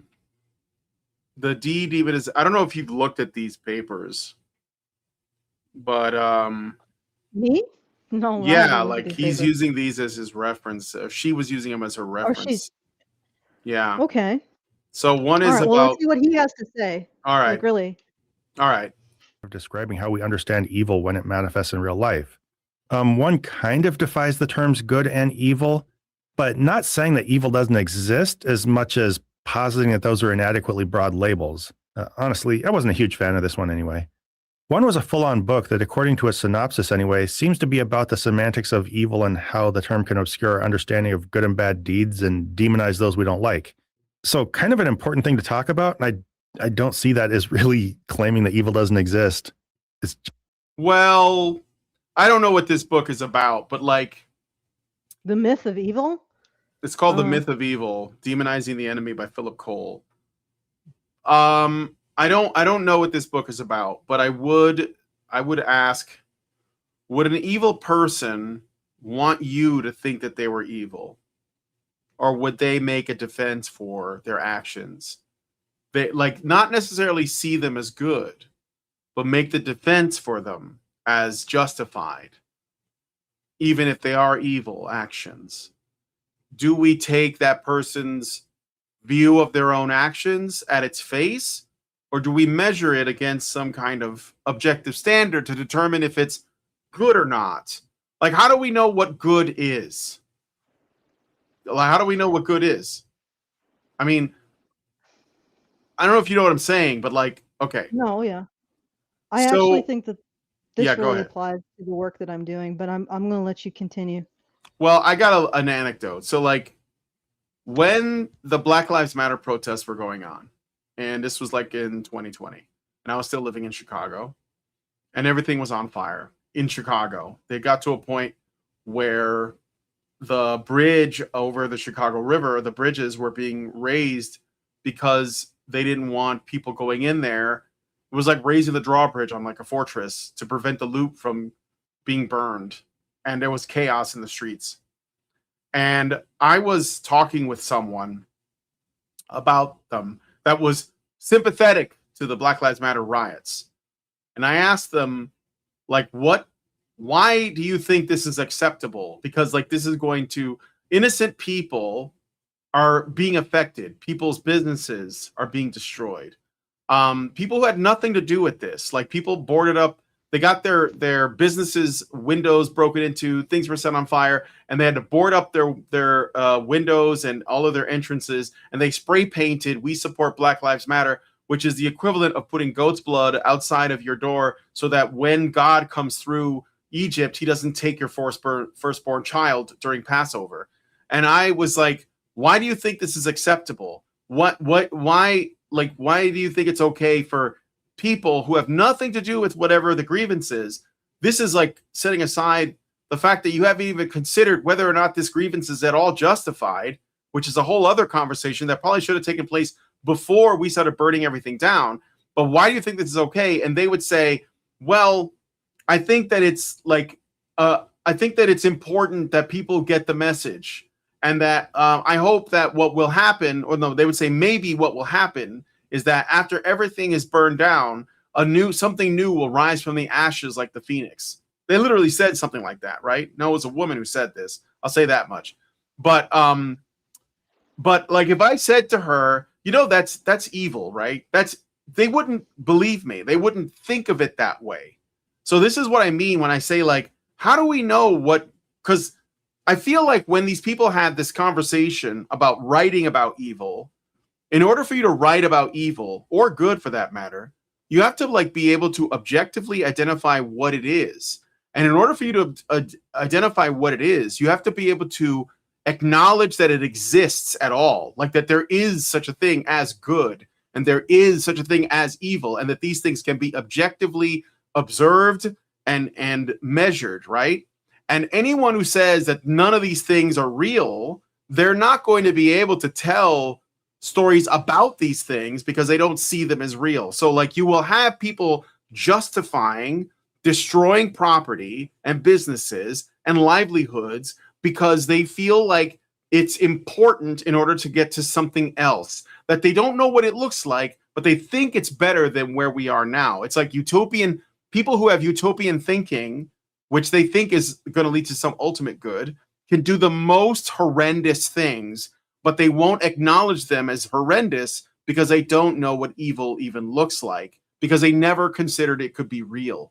So that's why I started by asking those questions. Like, if you ask the devil, are you evil? Would the devil say yes? I don't think he would, but go ahead. Yeah, well, I mean, it's just interesting, like what you're saying, because from what I can see, they will say things like, if you don't buy into my utopian dream, that makes you evil, or your intentions, you're completely defined by your intentions. So if the person with the most beautiful dream of the world, no way to actually enact that dream. Like the person that you talked to had a beautiful dream about the world rising from the ashes of this destruction, and that makes her good. And you saying, well, look at all of the pain you're causing, makes you bad because you are not buying into the beautiful dream. Right? Even if the people who have the beautiful dream do nothing practical to create it in the world, right? The fact that they have it makes them more moral than you. Their intentions make them, like, you don't, like, the way that I'm seeing this, it's that whole, it's not about the nail. It's not about the world or the actions in it or whether or not you're, torture murdering someone. It's about your intentions. Yeah. Okay. That's what matters. Yeah. So your actions, as long as your intentions are for the greatest utopia, the greatest good, any actions that you take to get there are not evil, right? But if you say, hey, you're murdering kids and throwing them into vats of acid in order to get to your utopia, maybe you shouldn't do that. You become evil because you don't have the same beautiful intentions. So everything is about beautiful intentions. And you don't actually have to do anything. You just have to intend it, right? And then see other people intending it. And together you will intend it. And somehow it will be. And anybody who doesn't agree with what you are willing to pursue in order to, I don't even know the connection between burning stores down and whatever utopia this woman was envisioning. Lord. Oh God, that was accidental. I don't know the connection, but slip. apparently there is one. And I'm Well- evil for pointing out that there may not be one. Well, I'm using it to point out that people like that is evil, but like we have to be able to recognize it as such. And even though she would probably never really, it wouldn't even click because there would just be this utopian idea. It's like they measure the success of their ideas not on the outcomes, but on their intentions. It's like, oh, my intention is this. So if it doesn't work, well, I didn't fail because my intentions are the same. There's just something else must have gone wrong somewhere along the way. The suffering, it's not what I meant to do. So anyway, what I'm getting off base here, but I think ultimately what the second story, she probably could benefit from asking the question, because I think this would break most of it open right off the bat if you just say, okay, so do we believe evil exists in the world? Is evil real? And if it is, what does it look like? Like, is it just a mustache twirling guy that puts a woman on the train tracks? Not all. Well, sometimes. But it's also a guy stabbing a woman randomly on the subway. A guy setting another man on fire because he's asleep and he just felt like doing it, pushing someone on the train tracks. That happens. That's a real thing that happens. Can we call that evil? I mean, could it be someone saying, you know what? You're not allowed to protest this thing. I'm going to freeze your bank accounts. I'm going to take your home from you. I'm going to allow the squatters that have like taken up residence in your home because you were away for the weekend. I'm gonna let them stay there and you can't have your house back. Is that evil? Can we call it evil? I would say yes. So like, then we know it's real. So then if that's real, then good is real. What the governments did to people during COVID, I would say that's evil. Why not? Yeah, I just don't know if we can. But I know, but I'm just saying, like, it's evil in COVID. That means that evil is real. Like this thing that you've been hooked on, this corporatist crony capitalist thing that's going on with our government or governments and corporations. I would say that's evil. It's basically stealing the next generation or following generations, livelihoods away from them. This generation, yeah. It's so basically capitalism. It's capitalism for billionaires. Yeah, no, I'm sorry. It's communism for the wealthy. Communism for billionaires and capitalism for everyone. Well, not capitalism. Not even capitalism. Tax serfdom for everyone else. That's the way communism works. By the way, it's always it always ends at a certain per capita income or access to resources, guys. Mm-hmm. Communism is always on top, and the labor exploitation is on the bottom. And that does, like, people will say that sounds like capitalism. Actually, no. When we were the most capitalistic, the average income for CEOs, when we had the most free market, the strongest free market, the average income for CEOs was 20 to 30 times the average worker. Now it's 200 to 300 to 600 times the average worker. And I would also like to point out that the ESG and DEI and feminist lingo has increased alongside that. So corporations have been never more kind and compassionate and concerned than ever before. And CEOs have never made more than the average worker. So, there you go. Yeah. Let's keep going. All right. Let's keep going. It's kind of how you weaponize it. The only one that directly addressed fictional villains, the topic of this whole thing, was actually about how to make super evil villains interesting. I mean, it can sound like he was anti-evil villain if you only read the first few sentences. Maybe that's what she did. But if you go on, it becomes very obvious that that's not what it's about. He actually seems to be a fan of evil villains. Oh, and by the way, just as an interjection, Anthony did talk a lot more about her sources and how they don't say what she says they say. I didn't want to rehash all that, but it's kind of funny. So you can go watch his video. What a surprise. You don't want to rehash the stuff that probably contradicted what you're putting into her mouth. Yeah, again, not saying anything. Not saying anything. Okay, so 1404, let me just we're talking about postmodernism. Okay. It seems pretty obvious to me that she just has some kind of grudge against the literary elites or storytelling these days. And she just kind of scraped the internet for sources that at a glance appear to validate it. And she just wanted to make that specific point. She wasn't exploring anything. She wasn't trying to refine her ideas or even find out what the literary community thinks about anything. She just needed some screenshots to put on and, show herself and her audience that, everything's just dumb these days, I guess, and nobody likes evil villains. And whether this resulted from her simply not reading those articles or she read them and misrepresented them, because I think one of those two things had to happen, it seems pretty clear that she's operating in bad faith here.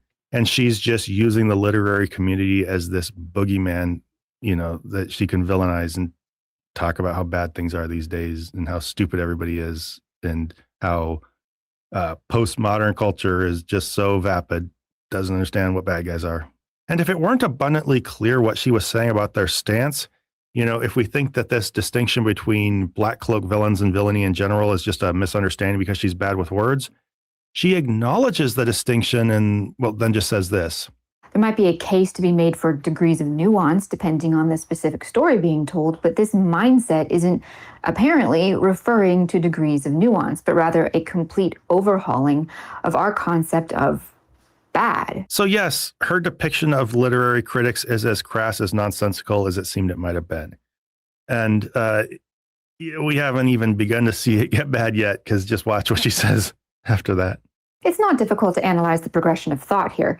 People looked at human characters who weren't evil incarnate and recognized that it was highly improbable for a person, even a villain, to be pure evil, that is 100% evil, which is actually true, yes.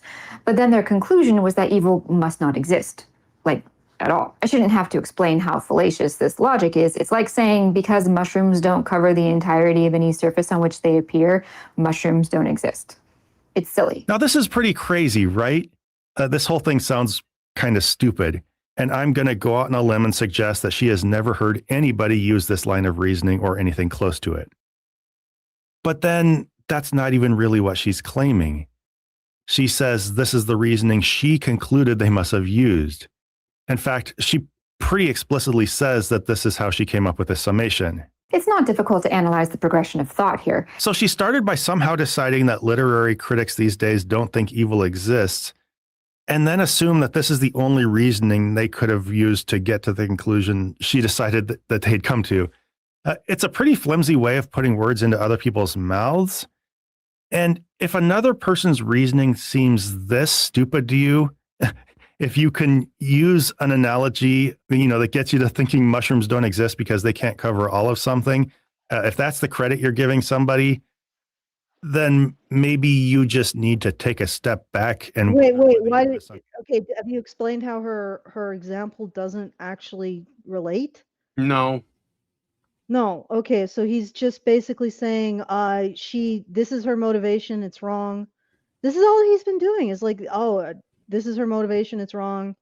Yeah. This is he is examining all of this from pure relational web thinking. That's is? It. He is. Yeah, he is. 100%. Okay. Yeah. This is kind of a lot of gobbledygook too. We'll move on to the next one if you want. Oh yeah, I'm gonna move on. I sense a pattern. Yeah. So 20 minutes in, it's right about here. I think they're talking about Milton. 2045. Devil to mirror the ways in which humans refuse to take responsibility for their own evil and villainy. I find it very telling when people call him relatable. And I think this is starting to nudge us just a little. All right. So yeah, she's talking about, let me see, Paradise Lost. And that's the story of the devil, right? Mephistopheles, I think. Genius genius of Milton's Satan was that he painted the devil to mirror the ways in which humans refuse to take responsibility for their own evil and villainy.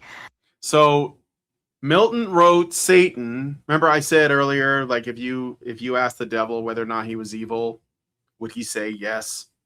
And I use the devil, whether you're religious or not. The devil is essentially like, think of it symbolically as being evil incarnate. Like it doesn't know, the devil knows nothing else, right? And so like, what does that look like? It's an interesting question to ask, you know? Like when Jack Kirby created Galactus for the Fantastic Four comics, he started from the premise, like, what does God look like? That was what he was thinking about when he created the character. So it was like, as an artist starts from a question that is extremely like big to think about. So what I say, the same thing about the devil. So Milton wrote the devil as an expression of all the things that human beings don't take, essentially don't take accountability for, because one of the greatest sins that we have as humans is the sin of pride, where we are not able to see the limits of ourselves, right? Because the devil is all about, like, he's the personification of us, of the human desire to see ourselves like gods, like small gods ourselves, right?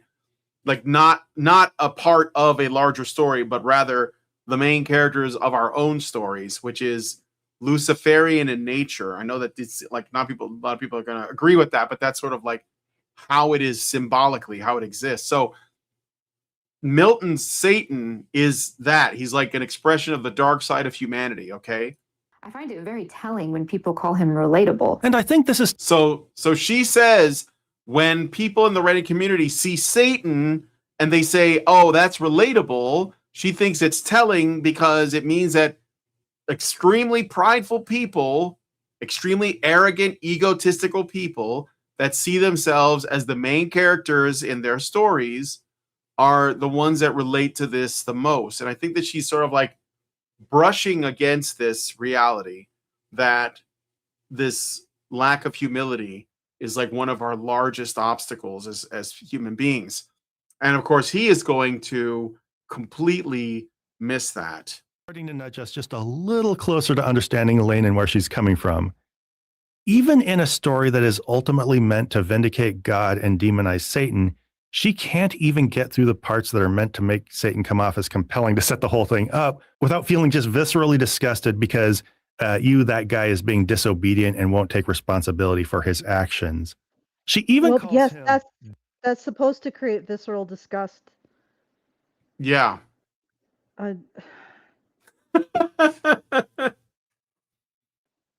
What does obedience mean biblically? I'm just asking the people watching, because if we're going to talk about Milton, and is this Paradise Lost that we're talking about? If we're going to talk about that, we're going to talk about the story of Satan, then we have to like look at it in those terms. So anyway, yeah, something can be like interesting without necessarily being relatable, you know, like, you know, the character in, here's another example of evil, an evil character that's done well. Have you guys ever seen The Mummy, the movie that came out in 1998 or 1999? I think it was 1998 with Brendan Fraser. The Mummy movie, okay?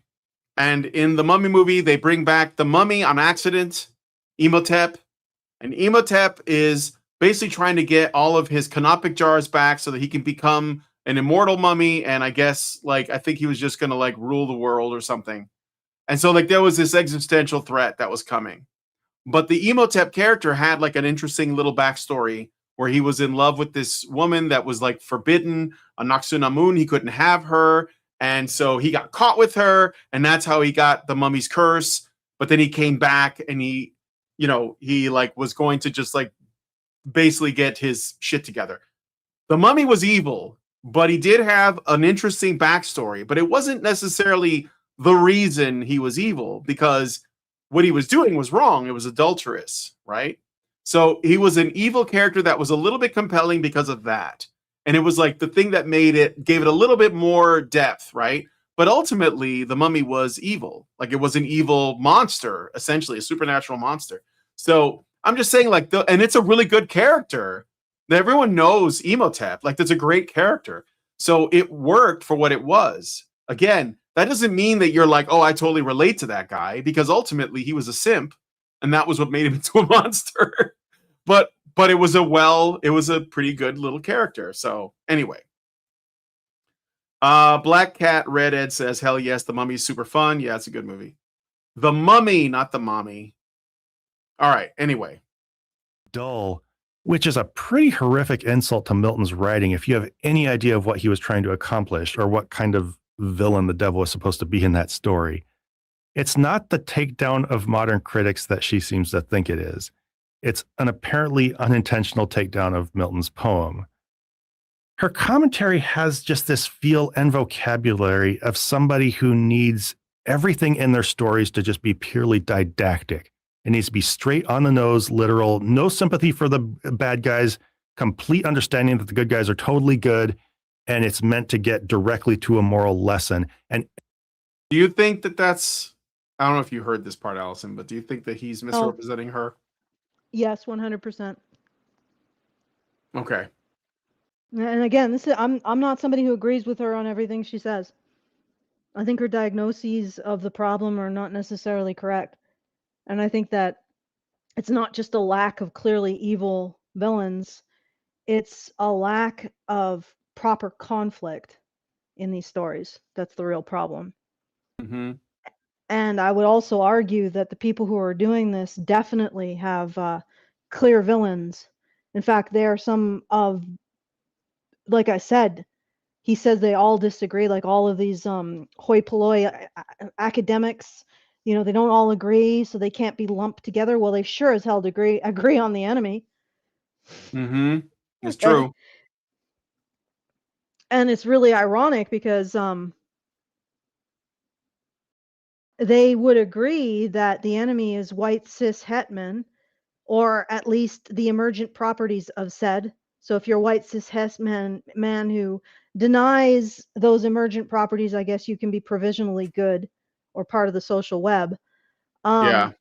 But they still definitely have an enemy and an enemy class.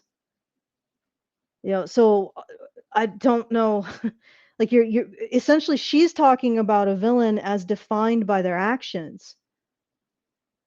And I guess they don't like that because villains should be defined by having penises. Mm-hmm. Or wanting to have a penis.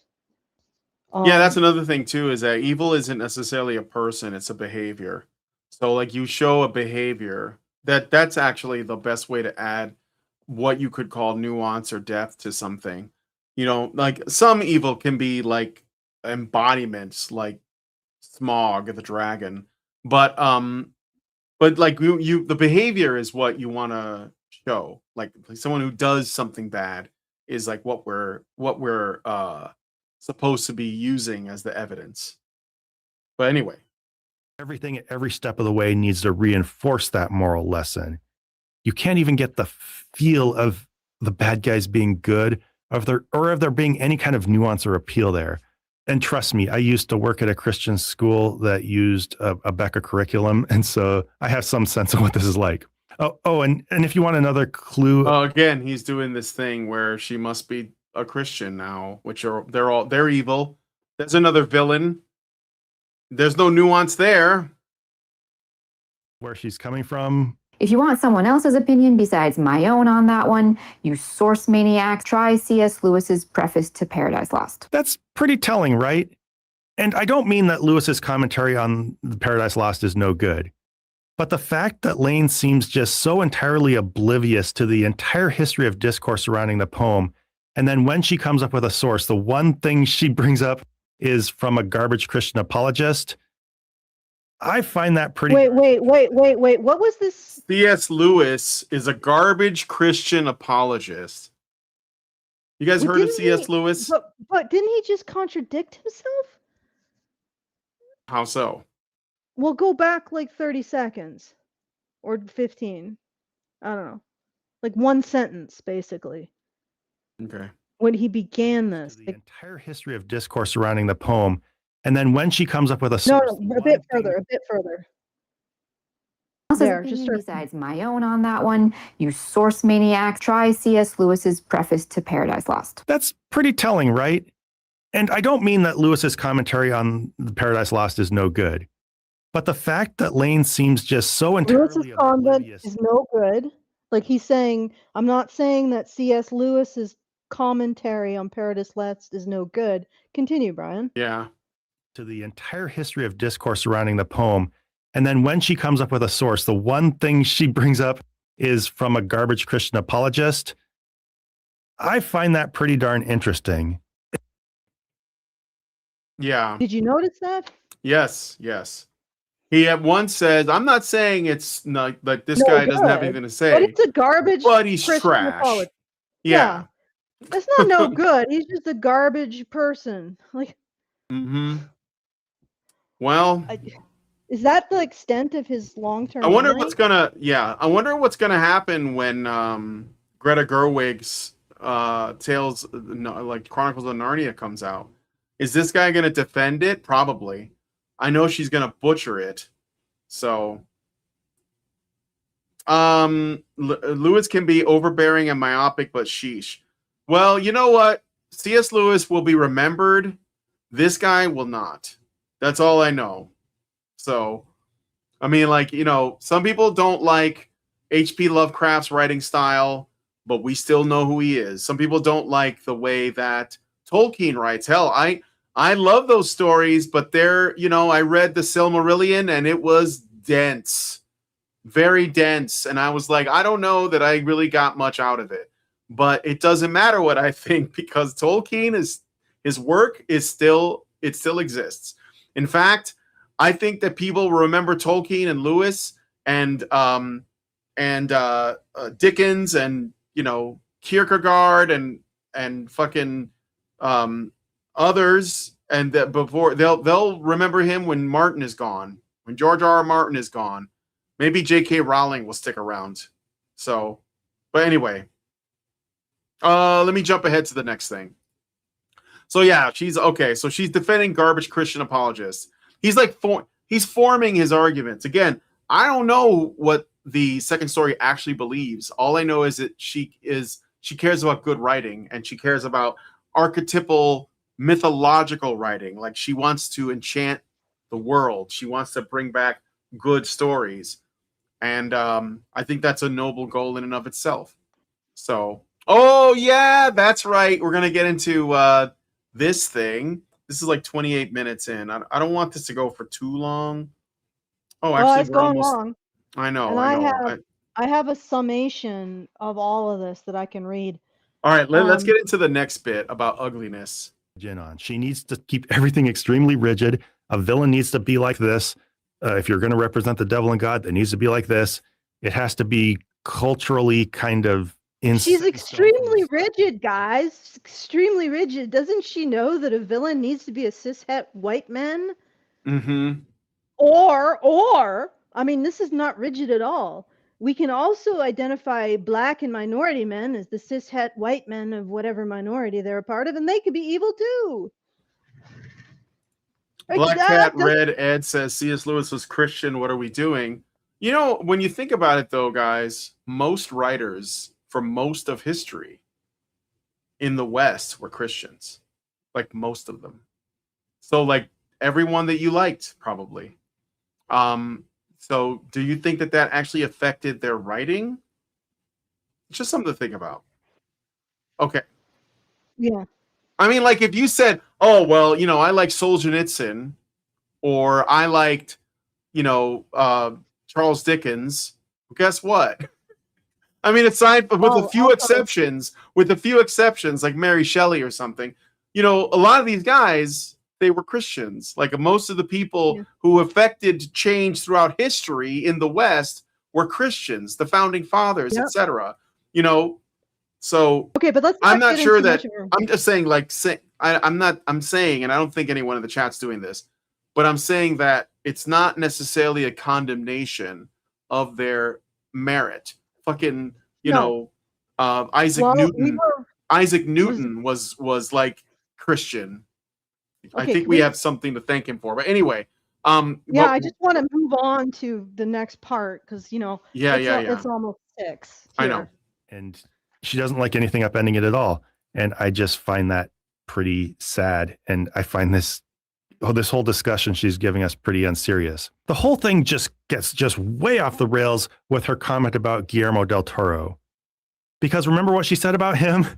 To refresh your memory, she said that he, rejects the idea of good and evil as not existent because he insists that Monsters are the true heroes of all monster stories, and monster hunters are the real villains. And this is pretty darn weird, right?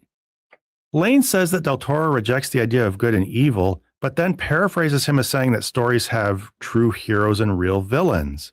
But, like, what's more indicative of believing in good and evil than having true heroes and real villains in your story?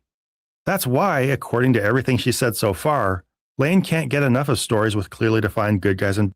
All right, so just real quick about Guillermo del Toro. This is interesting because it's a really good example of what I'm saying about Homelander and all these other inversions. They're not even subversions anymore. They're inversions of stories. So I think that she made a mistake when she said that Del Toro, like Del Toro said, she's quoting him when he says, I think monsters are the real heroes and the hunters are the real villains. I think that what she should have made the argument for was that Del Toro is engaging in an inversion of these things, which is, it can be fun to play with, but it becomes the only thing that he does. And I like Del Toro's movies for the most part, but there is a pattern of daddy issues and man bad in a lot of his movies. Even his last did you see the Frankenstein movie, Allison, that Del Toro made? It was a recent one. Yeah. No, I didn't. Actually, I watched for a few. You know what happened? Is I thought the color palettes he was using were boring. Yeah. Or no, I didn't find, like, I'm weird, all right? But if I'm going to watch a movie, I know. I want to have, I know. Yes, you're weird. In case you guys didn't know. Newsflash. Allison is weird.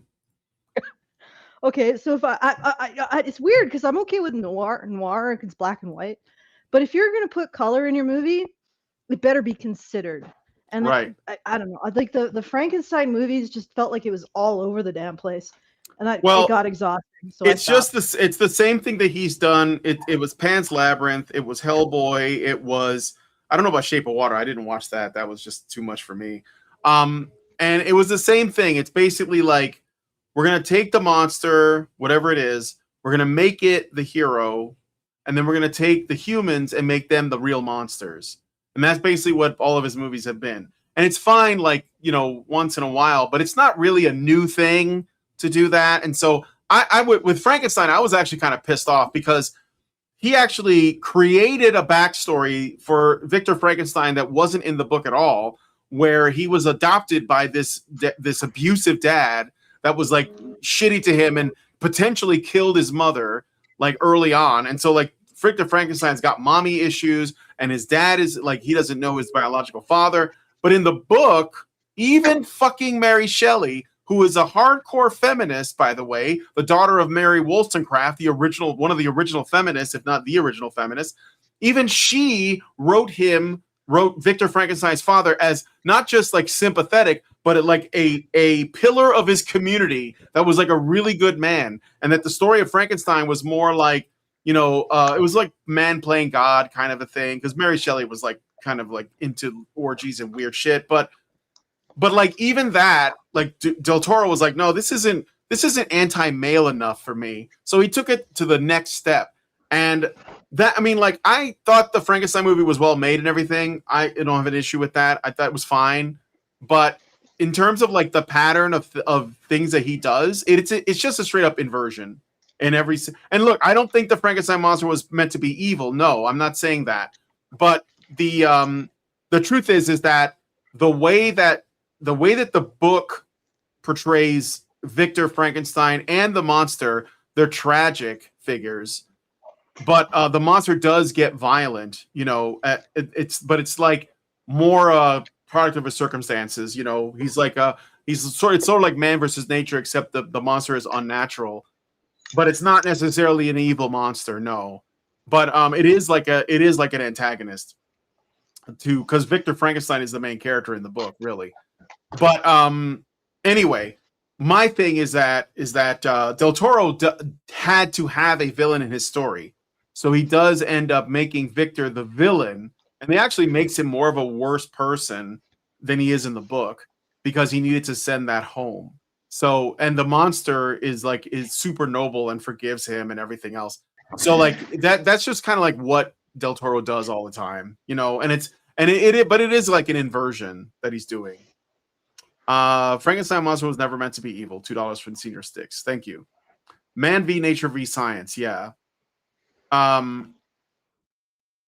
Yeah, he did take Victor's backstory to left field. I know. If anyone was the villain, it's Victor. Yeah, but that would be for playing God, which would basically be the thing that created the monster to begin with. But then they gave him like personality flaws in the movie that were like, he wasn't like that. So they took it to and then and here's another thing about the movie, Allison. You didn't see the Frankenstein movie, but the way they portray the woman in it, holy shit, she is insufferable. She is like the worst character because they made her a girl boss in the Victorian days or whatever age it was. Absolutely cringe. She was so cringe. She was so noble. Anyway, you know, so, I think yeah, we can wrap say it up. something that Yeah. I'm gonna say something that's we can go as long as you wish, just not what no. I don't want to go too much longer though. I do want to get into where she talks about how we used to make villains look ugly. And he hates that, but I mean, I think she's basically like saying, why don't we have like these kind of archetypal, you know, villains like hags, like witches, things like that. And well, where this guy goes with his counter argument's kind of wild, but go ahead, Alice. What were you going to say? Well, what I was going to say is I think as a woman, I can't fucking stand girl bosses. Like I think you know that the Marvels had more of a male audience than female.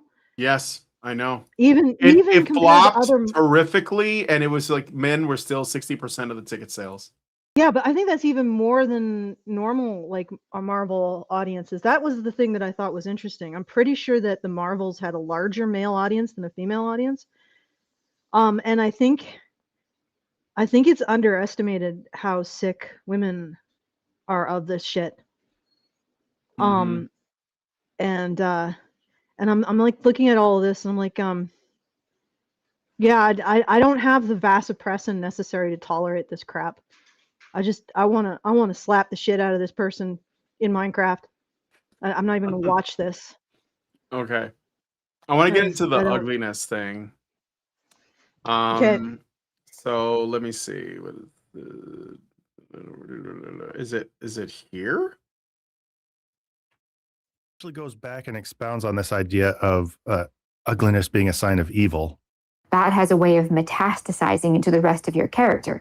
This used to be frequently depicted in children's stories with ugly villains. It conveyed to children that evil is a thing that poisons the entire person. You can acknowledge that the person who became the villain began often as a normal, regular person.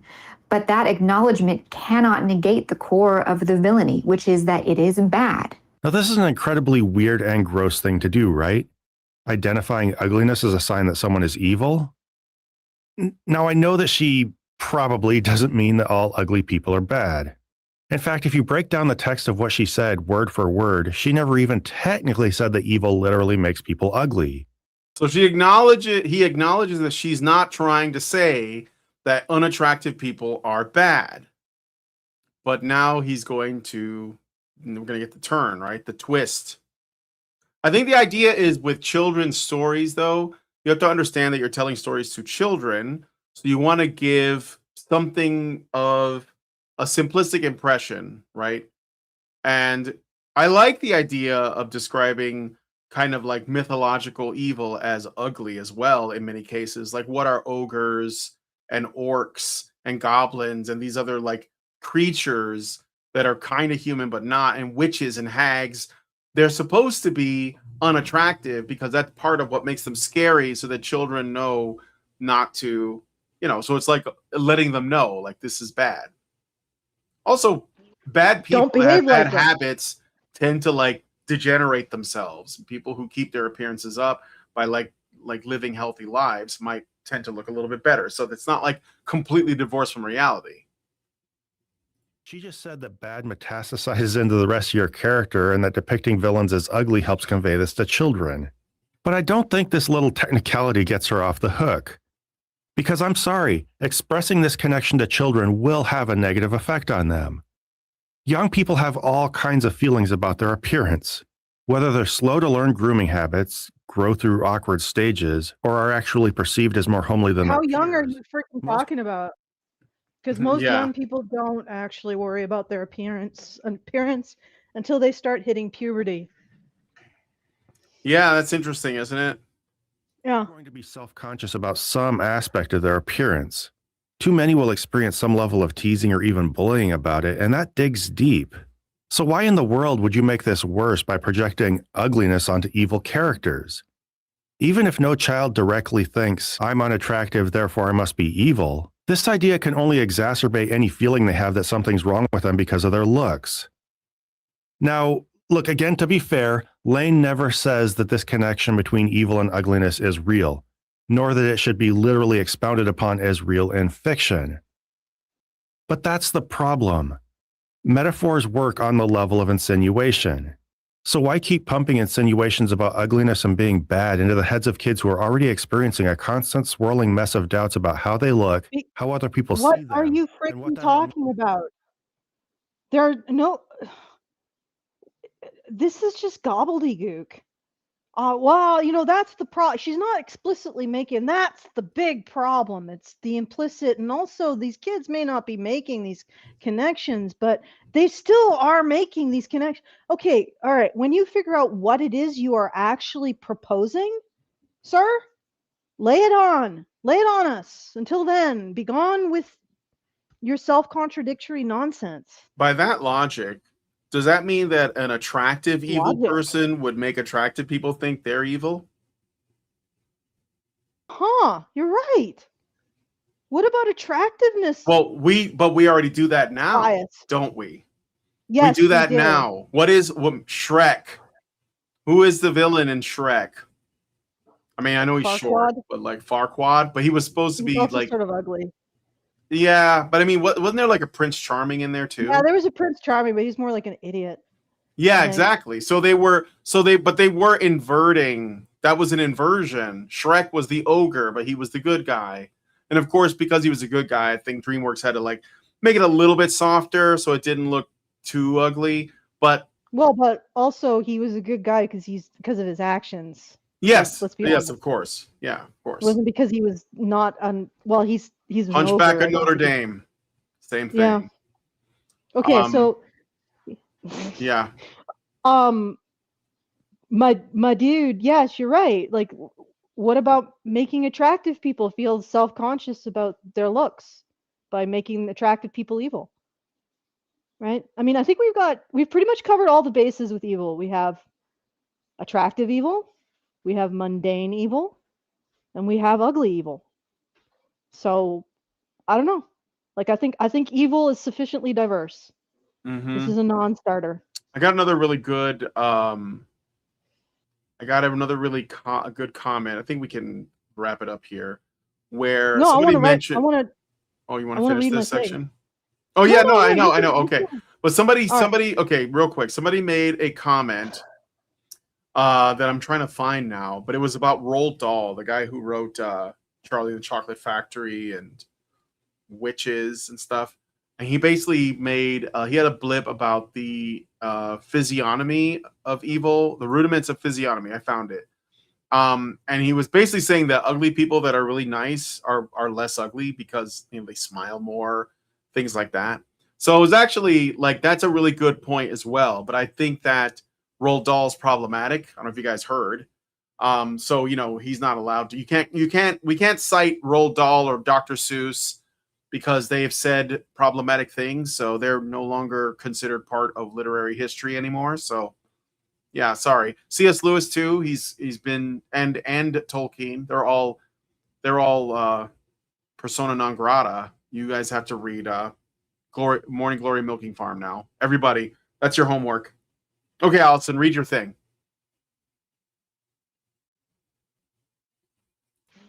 Are we done with the dude? Yeah, I mean Are we done with her? we can do more of it another time if you want, but this is his whole video is him implying that she's a terrible right-wing conservative Christian garbage person, and that's why she's criticizing the absolute state of literature right now. So, and she shouldn't, and that's it. But anyway, go ahead. Well, okay, all right. So, I did, like, this is my trained stochastic spreadsheet, which I put things through.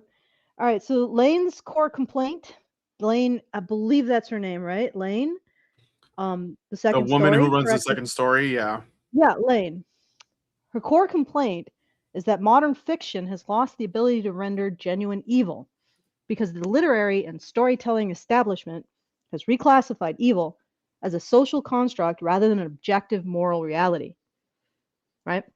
Because we can't, like, honestly, we're not going to get anywhere with this dude's video, 1 hour, 15 minutes, that doesn't address any single one of her points. She identifies 3 permitted villain approaches. Make the villain a victim of social forces, make the villain a meditation on what's wrong with society, or make the villain secretly right, but using wrong methods. All 3 approaches share a common feature. They dissolve moral judgment into social positioning. Hey guys, you know what the essence of this problem is? She wants moral clarity, which is basically an operative position. There is good and bad actions. They should be recognized. She is being opposed by people who think relationally. Actions don't actually have consequences. What matters is your relationship to the social web. Okay? That dissolution maps directly onto relational modality processing applied to morality. The operative modality processes moral questions the way Werther processes the suicide debate in your Goethe analysis. As cases to be examined, mechanisms to be diagnosed, evidence to be weighed, evil in this framework is a definable thing, privation of good, identifiable through choices and their consequences. The speaker's examples of well-constructed villain, that's Lane's examples, Commodus' successive choices eroding good from his character, Dr. Whitley's fatherly love warped by the absence of good, Sauron is a moral void, the character from 2021, Killer, who literally has no identity because he's been emptied, are all operative diagnostic renderings of evil. They treat moral reality as material to be worked on, understood through its mechanism. So it's in essence, the idea that there is good and evil is basically a masculine ethical framing. Did you guys think that I would end up there? Because we did. We are here now. And I use the term operative framing. It's the mentality that looks at the world as inputs to the machine that create outputs, as operations on material reality. So people in that modality are gonna look at a character's actions and say that's where the morality lies. Okay. The reading modality, the relational modality processes moral questions through relational channels. What does this behavior mean in the social web? Who is positioned where? What does society say is wrong? When relational modality processing dominates storytelling institutions, the output is exactly what Lane describes. Evil becomes a social construct, because everything is a social construct. The villain becomes a representation of social forces. Moral judgment becomes a matter of emotional response rather than diagnostic assessment. Paul Spector is an evil. He's a meditation on toxic masculinity. Hannibal Lecter isn't evil, he's a moral blank canvas defined by other people's perceptions. Thanos isn't evil, he might have a point. The connection to your to my framework, the modality framework, my institutional analysis, from the relational modality failure mode document, the progressive frame instills a self-model where the operative frame, moral judgments, get reclassified as simplistic or regressive. So because men look at people's actions, that is a simplistic and regressive analysis of people's morality based on their actions. What you need to evaluate people based on is their relationship to the social web and upholding the social web. The speaker describes this, Lane describes this exactly when she talks about the literary elite dismissing black cloak villains as childish and unrealistic. That dismissal is reading or relational modality processing, doing what your framework predicts, converting an operative diagnostic capability, the ability to identify and render moral evil as a definable mechanism, into a social position, unsophisticated, lacking nuance, failure to understand complexity. And it's simply because when people look at or when men in particular, or Lane looks at this and diagnoses evil, that doesn't make sense to people who see the world in terms of a relational web. The speaker's observation about emotions replacing moral truth is particularly relevant. Lane's, sorry. She notes that Fuller used the emotional attachment between Hannibal and Will Graham. Graham? Okay. That's a really stupid mispronunciation. I apologize, guys. That's probably one of my worst. I know how to pronounce Yikes. Graham. Yeah, as a substitute for actual moral reasoning. Loneliness and sympathy become proxy for moral judgment. This maps onto the modality framework's identification of relational modality processing, where emotions become the all-serving stand-in for both character development and moral truth. If the audience feels sorry for the villain is morally softened. The relational modality has no channel for separating emotional response from moral assessment because it processes both through the same relational apparatus. The stigmatization angle works like this.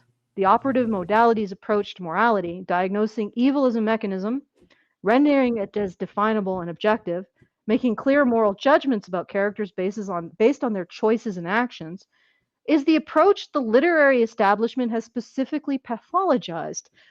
I think we're all shocked at this moment that they have pathologized this. Because once again, masculinity is wrong. It's dismissed as simplistic, binary, lacking nuance. But what the speaker is what Lane is describing, is that the nuance being demanded is actually relational modality processing applied where operational processing produces better results. The nuanced villain, who is really a victim of social forces, is not more complex than Commodus or Dr. Whittenley. It's less complex because it has dissolved the moral mechanism into social signaling. Isn't that interesting? I think that we talked about that. Mm-hmm. So instead of actually looking at evil, you just look at the social signals of this person in the relational web. So you're not actually looking at how evil comes about, what it looks like, what its actions are, what its choices are. You're looking at a relationship in a web, a node in a web.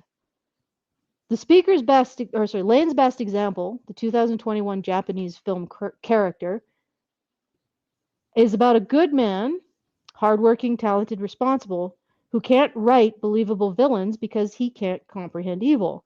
He has to study good to understand what evil removes. That's operative diagnostic morality. Evil is what you get when you subtract specific goods from a person. And the specific goods that remain or are absent determine the character of the evil. That's the same cognitive operation that is like when I look at all of the male things that people, all of the things written by men, this is what we find invariably, except for Henry James and Proust. Right? Those are the two outliers, but every other man does this cognitive function. Yep. The operational reader who encounters a villain rendered as a social construct rather than a definable moral mechanism has nothing to engage with morally. The villain isn't a problem to be diagnosed, he's a position in the web.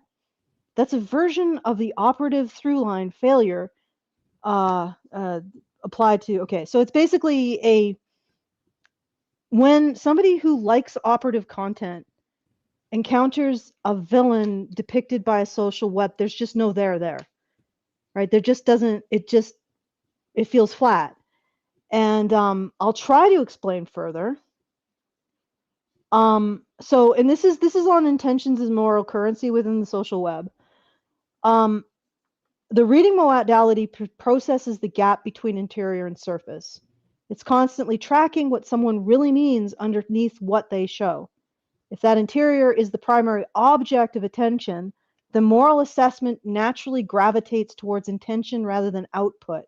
A person who meant well, but produced harm, is fundamentally different from a person who meant harm because the interior is the real thing and the output is secondary.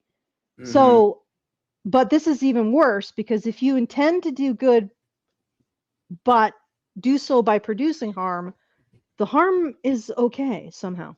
It's justified. It's righteous.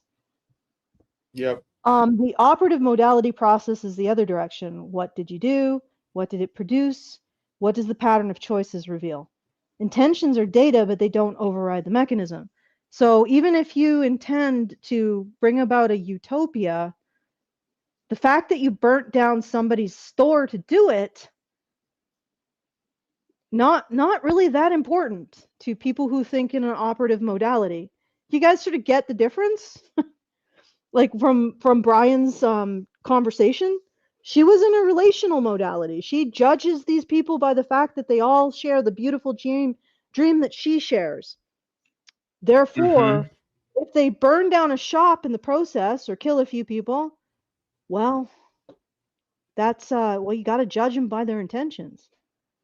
And that makes absolutely no fucking sense to you, Brian, because you're looking at that and saying, but what about these horrific actions that they're taking? Not relevant to her. It's their intentions. It's the beautiful dream. Commodus, so what it produces, intentions are data, but they don't override the mechanism. Commodus intended to earn his father's love. That intention is understandable. His choices still eroded the good from his character, and the operative assessment doesn't let the intention rescue him. Right? So that's the big disconnect, Brian. You were like, but they're burning down shops, and she was saying, but their intentions are beautiful. Yep. Don't you understand that, you evil Nazi bastard? Okay, so in season 1 of Hannibal, Mads Mikkelsen's Lecter was rendered with something close to operative moral clarity. He was actively killing people. The evidence accumulated. He was evil, visible through what he did. The mechanism was on display. The speaker, or the Lane, describes Mikkelsen's performance as making Lecter into something like a moral black hole, almost entirely devoid of good, fascinating the way a king cobra is fascinating. The audience could see what he was through his actions. In later seasons, Fuller shifted the moral processing channel. He stopped diagnosing Lecter through what Lecter does and started processing him through how other people feel about him. Lecter was lonely. Lecter missed Will. Will missed Lecter. The audience felt sorry for both of them.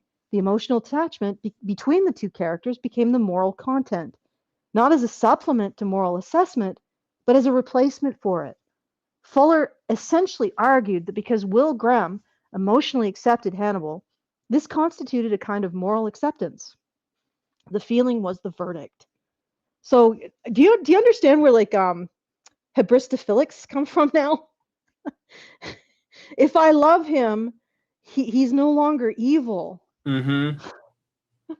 This is the intentions move applied at the narrative level. Fuller gave Hannibal legible intentions. He genuinely wanted connection, or legible like desire for connection. He genuinely saw something special in Will. His interior contained something that read as authentic loneliness. Right? The reading modality system couldn't sustain the judgment this person is evil, because evil in that system lies in the intention, and Hannibal wants to be connected to someone. A person who genuinely wants a friend can't be fully evil no matter how many people he's eaten. Because the interior has been revealed as containing a desire to connect to the social web. Okay. Yeah. So Fuller doesn't have a coherent moral logic. Fuller wasn't operating from a privation theory or from any defined moral framework. He was operating from emotional response. What makes the audience feel uncomfortable, what makes them feel sympathy, what produces the most interesting emotional texture. Emotions replaced moral architecture entirely. That's reading modality process to a domain where it produces incoherence. Because he's writing about a cannibalistic serial killer Mm-hmm. who has systematically removed good from his character, but he wants to have a friend, guys. That means he's good. Social readers don't lack moral capacity. They're capable, well, I don't know if this is moral capacity. They're capable of brutal, absolute judgment through the web. The mechanism is exclusion, inclusion. You belong or you don't. And when the web decides that you don't belong, the judgment is swift and often permanent. No appeal process, no corrective system, no diagnosis of what went wrong that could be fixed. You're out. The difference is that social readers can't make moral judgments. Yeah, well, yes. I would say they can't make moral judgments. It's that their judgments run through a different channel. The operative channel diagnoses, here's what this person did. Here's the mechanism by which their choices produced evil. Here's the specific moral architecture revealed by the pattern. The reading channel accesses position. Does this person belong in the web? Are their intentions readable as good? Do they occupy a position the web recognizes as legitimate? This is why the postmodern villain collapses. The reading modality moral system can absolutely destroy a person, but it destroys them for failing to belong, for having the wrong position, for being read as having bad intentions, for being, one of the penis people. It can't destroy a person for having made choices that systematically removed good from their character, because that's an operative diagnosis. You remember that, I think it was Teal Deer who brought up that experiment in which there was a bunch of people watching people play games, and the people playing Oh yeah, games no, would be labeled, I talked about it. It was a study where they had they had a bunch of people watching people play games, and there were people who were cheating, and some of the people who were cheating were punished for cheating in some way, penalized. And what they found was the women, the men got more satisfaction. There were people who were being punished unjustly and justly, I think it was. So some were unjustly punished and some were not, something like that. The men Mhm. had more not like they had even less sympathy for the people who were justly punished, and the women had more sympathy for the people who were justly punished as well. So they had more sympathy for them than even the ones who were unjustly punished. Mhm. Something like that. So women's sympathy for people is simply on the basis that they're being punished, regardless of whether it is just or unjust. Well, Men unless are more likely to respond positively to just punishment. Like they yeah, like that. So, yes, it's satisfying, and mhm. that's the vast oppressant architecture. But here's the thing: if you showed those women their political opponents being punished, they would be feeling pleasure. Mhm. Because it's not, for women, it's not behavior, it's in-group, out-group. So We've if you're already part, seen that when yeah, Charlie Kirk was assassinated. yeah, So, it's in-group, out-group. So men will feel like it's justice when people who are bad actors are punished. Women will feel vindicated when somebody who they consider to be outside their social group, and not just punished, just like outside their social group, you can do whatever you want to them. mhm. Like they'll just be walking down the street and you decapitate them, and women will be like, they deserve that. if they're genuinely outside their social group. And that explains what happened with the Charlie Kirk assassination. Mm-hmm. All right. So when reading modality processors write villains, they produce villains who are excluded from the social web. Oh, sorry. It can't destroy a person for having made choices. The reading modality moral system can absolutely destroy a person, but destroys them for failing to belong, for having the wrong position, for being read as having bad intentions. Like you don't share the beautiful dream. You're the wrong person. You're just not part of our group. It can destroy it can't destroy a person or punish a person, really, let's be honest, for having made choices that systematically removed good from their character, because that's an operative diagnosis. So when a reading modality processor writes villain, or a relational modality processor writes villains, they produce villains who are excluded from the social web, representations of social evil, victims of society, symbols of what's wrong, rather than villains who have made definable moral choices that produce definable moral consequences. And also they write, completely flat, one-dimensional villains that are representation of cis white het men generally. The exclusion system also explains the Lane's observation about moral cowardice. She notes that writers couldn't commit to saying Thanos was morally wrong because that would require an objective moral judgment, an operative assessment. What they could do, and did, is soften his exclusion from the web by giving him readable intentions. He loves his daughters. He wants to save the universe. Once the intentions are visible, the web-based moral system can't fully exclude him, because exclusion requires reading the interior is bad, and his interior has been rendered as desiring connection. The operative system doesn't have this problem. Thanos' intentions are irrelevant to the diagnosis. His choices produce mass death. The mechanism is clear. The moral assessment follows from the mechanism, not from the interior. Okay, so the relational modality moral system doesn't actually scan the interior for moral good. So this is a correction. It scans for attachment. Hannibal is lonely. Hannibal misses Will. These are attachment signals. Thanos loves his daughter. Attachment signal. The reading modality processor detects attachment and converts it into moral weight, because in the web, attachment is the moral currency. Being connected to someone, being orientated towards someone, wanting to be in a relationship with someone, that's what the web tracks, and it's what it classifies as the morally relevant interior. That's why intentions function the way they do. I meant well isn't really a moral claim in the operative sense. It's a relational claim. I was orientated towards you. I was attached to the outcome. The reading modality system can't distinguish between relational orientation and moral quality, because when it's processing, they are the same object. Attachment equals good interior equals not fully excludable. Fuller didn't give Hannibal moral good, he gave him attachment. Hannibal's loneliness, his desire for Will's friendship, his capacity for emotional connection. Sadistic, okay, anyway. And I said, okay, let's look at reading modality and or relational modality and what its logic actually is. Because let's face it, progressives exclude half the human race from moral consideration. And this is the point where the system's internal logic reveals itself. The relational modality system claims it can't make objective moral judgments. Evil is a social construct. Villains are products of circumstance. Everyone deserves compassion and contextual understanding. But it simultaneously operates one of the most efficient categorical exclusion systems ever built. The contradiction isn't a bug. It's a system working exactly as designed, just not as advertised. The relational modality system doesn't actually run on compassion. It runs on attachment to the web. The question isn't, is this person morally good? It's, is this person attached to our web?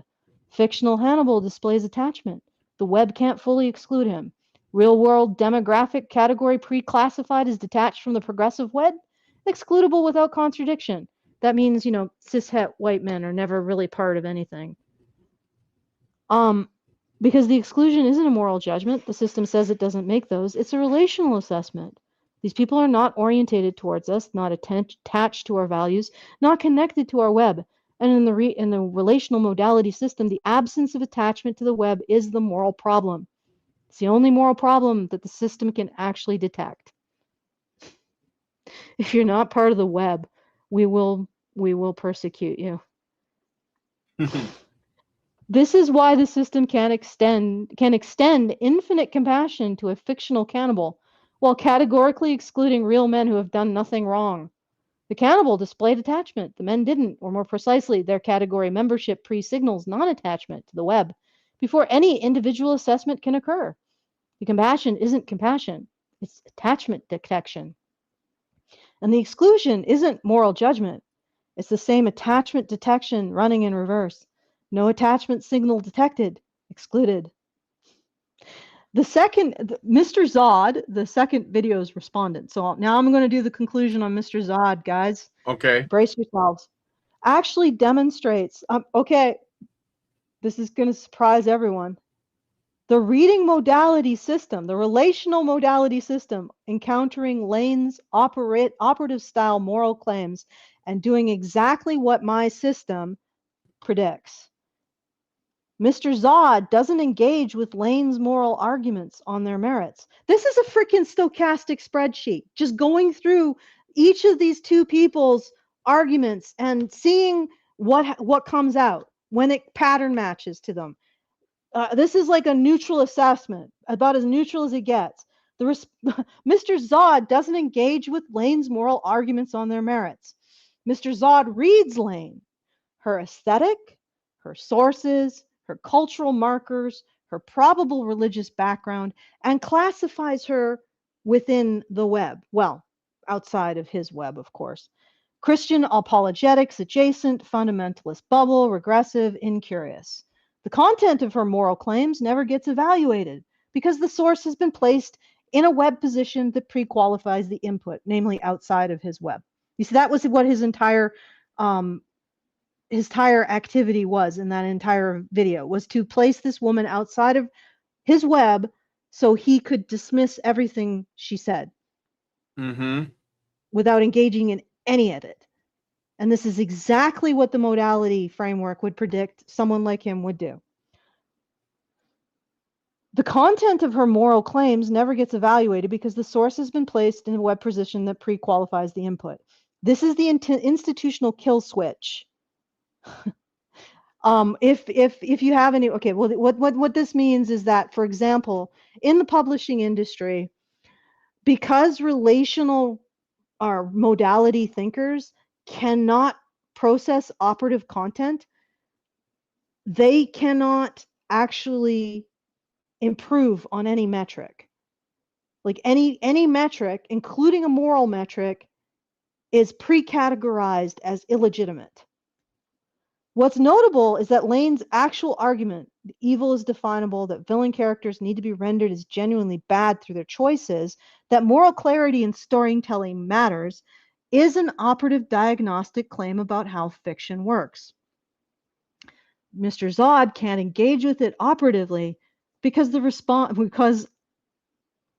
Zod doesn't process morality operatively. Instead, Mr. Zod processes Lane's position relationally. What does it mean that this person holds these views? What is her true motivation? And how does her true motivation make it so that I don't even have to engage with the things that she's saying? What web does she belong to? What category does holding these views place her in? The answer, conservative, traditional, rigid, probably Christian, is the assessment. The argument was never evaluated. Okay, who said AI can't think? No. I'm just kidding. It can't think, but it can pattern match. And it pattern matched Mr. Zod to a relational thinker that encountered operative content, classified it relationally as irrelevant. And also probably, it wouldn't be, he probably thinks that the world would be better off if someone like Lane was put into a gas chamber in Minecraft. Yeah. Just saying. Okay. Because the relational web and people in it are so compassionate. Okay. All right. So anyway, that's done. That's my analysis. Hope you guys found it edifying. You probably found it boring. but Uh, I'm really interested in this stuff. no, Okay, I go think ahead, it's Brian. useful stuff. No, I think that's it. I think it's useful stuff to understand, like where Yeah. this is coming from. So Mm-hmm. I did get a bunch of super chats, and then I think we can wrap Sure. it up. All right, so NovaFan21 gave us a Rumble rant and said, "Sorry if this was all. It was $1. Sorry if this is already addressed before, but I thought I'd share this from a different video. Apparently, romance books are cucked because the boyfriend has to be a yes man. Um, I don't know. This is. Do you want me to answer that? Yeah, go ahead. Okay. Romance that women actually buy? No. Romance that the publishing industry, well, first of all, isn't romance. It's actually vindication narratives that the publishing industry is falsely presenting as romance. Yes. But women Mhm. don't buy those. And I've actually found a heuristic that pretty much predicts, at least in the few examples that I've managed to scrape up, because in order to run my analyses, I would have to have like $2,000 to get access to the full data sets. But what I've found, my predictions have held. So I basically have a heuristic that explains which romance novels do better than other romance novels. And it is 100% not what the people who are creating these romance imprints would predict or want it to be. And Yeah. basically, the reason why is because they're enforcing ideology onto a medium that is actually the exact opposite. Like, I know this is going to sound strange, but romance is possibly the least feminist thing. At least Mhm. the kind of romance that women actually like, and the reasons why they like it, and what it's actually doing. And the reason why I say that is because feminism proposes that the relationship between men and women is one in which the site of, well, basically, let's put it this way: heterosexuality is the site of women's oppression by men. Okay. and and romance is basically presenting that, and it is one of the things that women buy the most, and it's not that. So it is completely antithetical to feminism in a fundamental way. But the problem is that a lot of the romance that's coming out, including the romantasy that publishers are pushing everywhere now, first of all, they're doing it from an ideological basis that actually doesn't recognize what's being sold in romance, and they are not. They're failing. Like, all of this stuff is not being bought by women. And in fact, the rating rates of women are declining now substantially too. Like, when I said towards the beginning that the publishing industry is a smoking crater, I am not exaggerating. And Yeah. the reason why is because the people who are publishing books now are not publishing books for men. They are not publishing books for women. They are publishing vindication fantasies for feminists. And nobody wants to read that. So their numbers now are like 500, 1,000 books sold, if they're lucky. Mhm. And yeah, so it's a cratering industry. And a huge part of the reason is because relational readers, relational modality thinkers cannot iterate on improvements.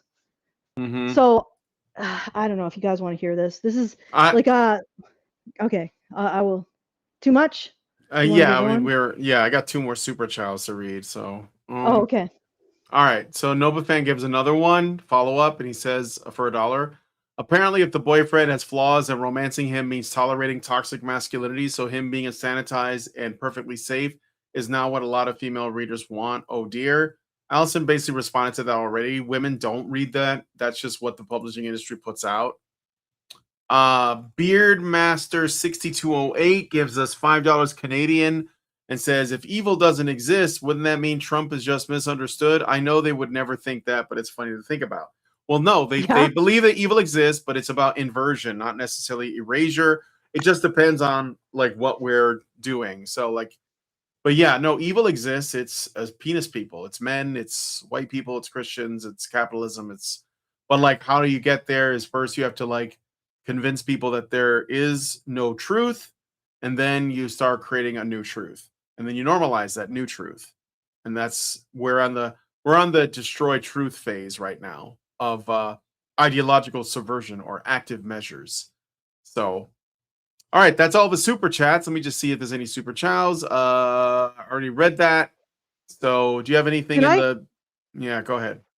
Can I just so just an example of the relational web not being able to update. So there's an imprint, I think it's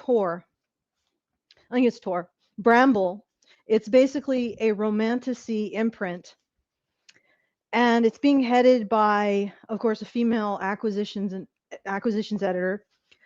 And she has been acquiring things based on conversations on Book Talk. So beta heroes, cinnamon roll heroes, those would be the yes men heroes you were talking about. Mm-hmm. And lesbian heroes and cozies.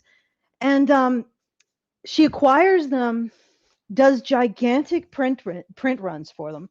So like I think she started at 100,000 and sells about maybe 6,000. And then instead of asking herself, maybe where I'm going for information on the market, these women are actually not telling me what they want. They're telling each other what they want to hear. Like they're relationally signaling the correct attitudes. Like, oh yes, I don't like a strong man. I want one who just sucks. Like it's like he's just attached to me like a parasite and does everything I want. And then this editor acquires said property and finds out that no woman wants to buy it.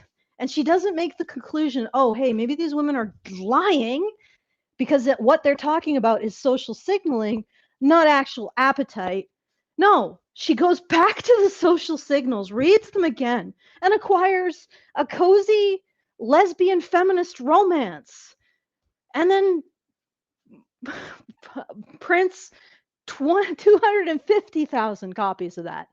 So we've gone from 100,000 of copies selling 6 to 250,000 copies. And guess what that sells? 10,000.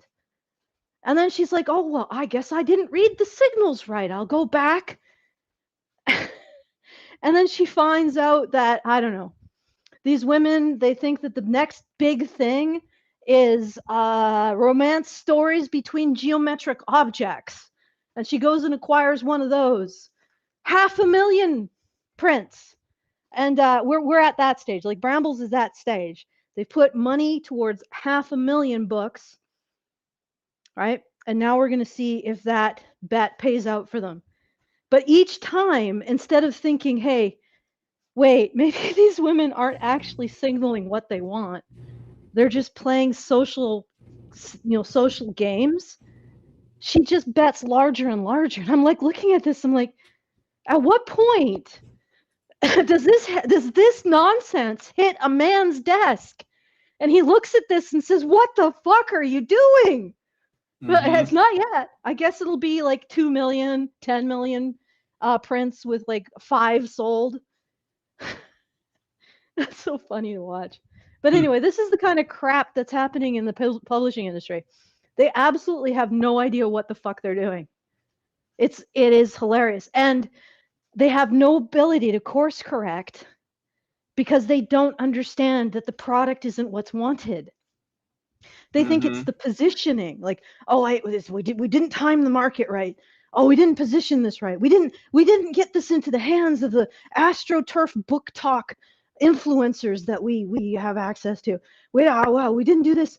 We didn't properly figure out the relational web before we released this, without realizing they are putting money behind something nobody wants.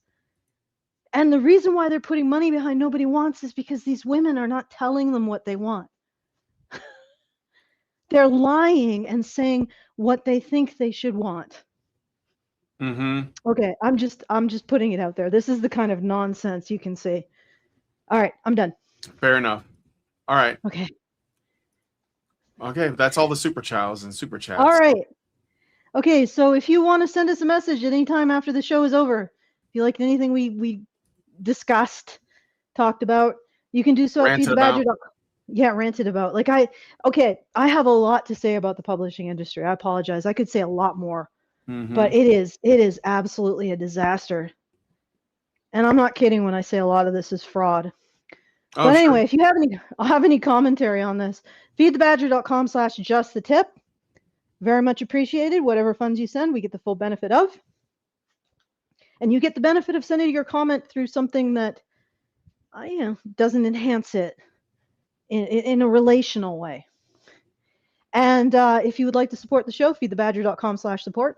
If you enjoy this analysis and commentary, and understanding where these people are coming from and why they're so incomprehensible.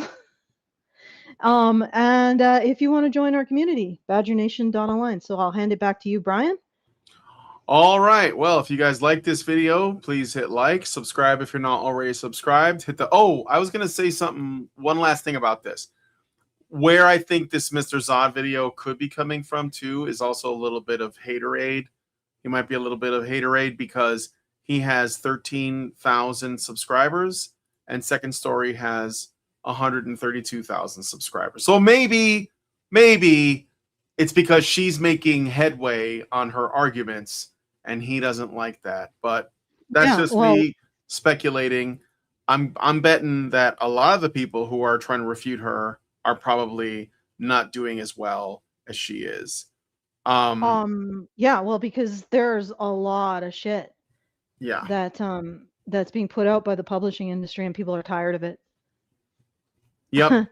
And unfortunately, like people like Lane from Second Story, they don't even know the half of it.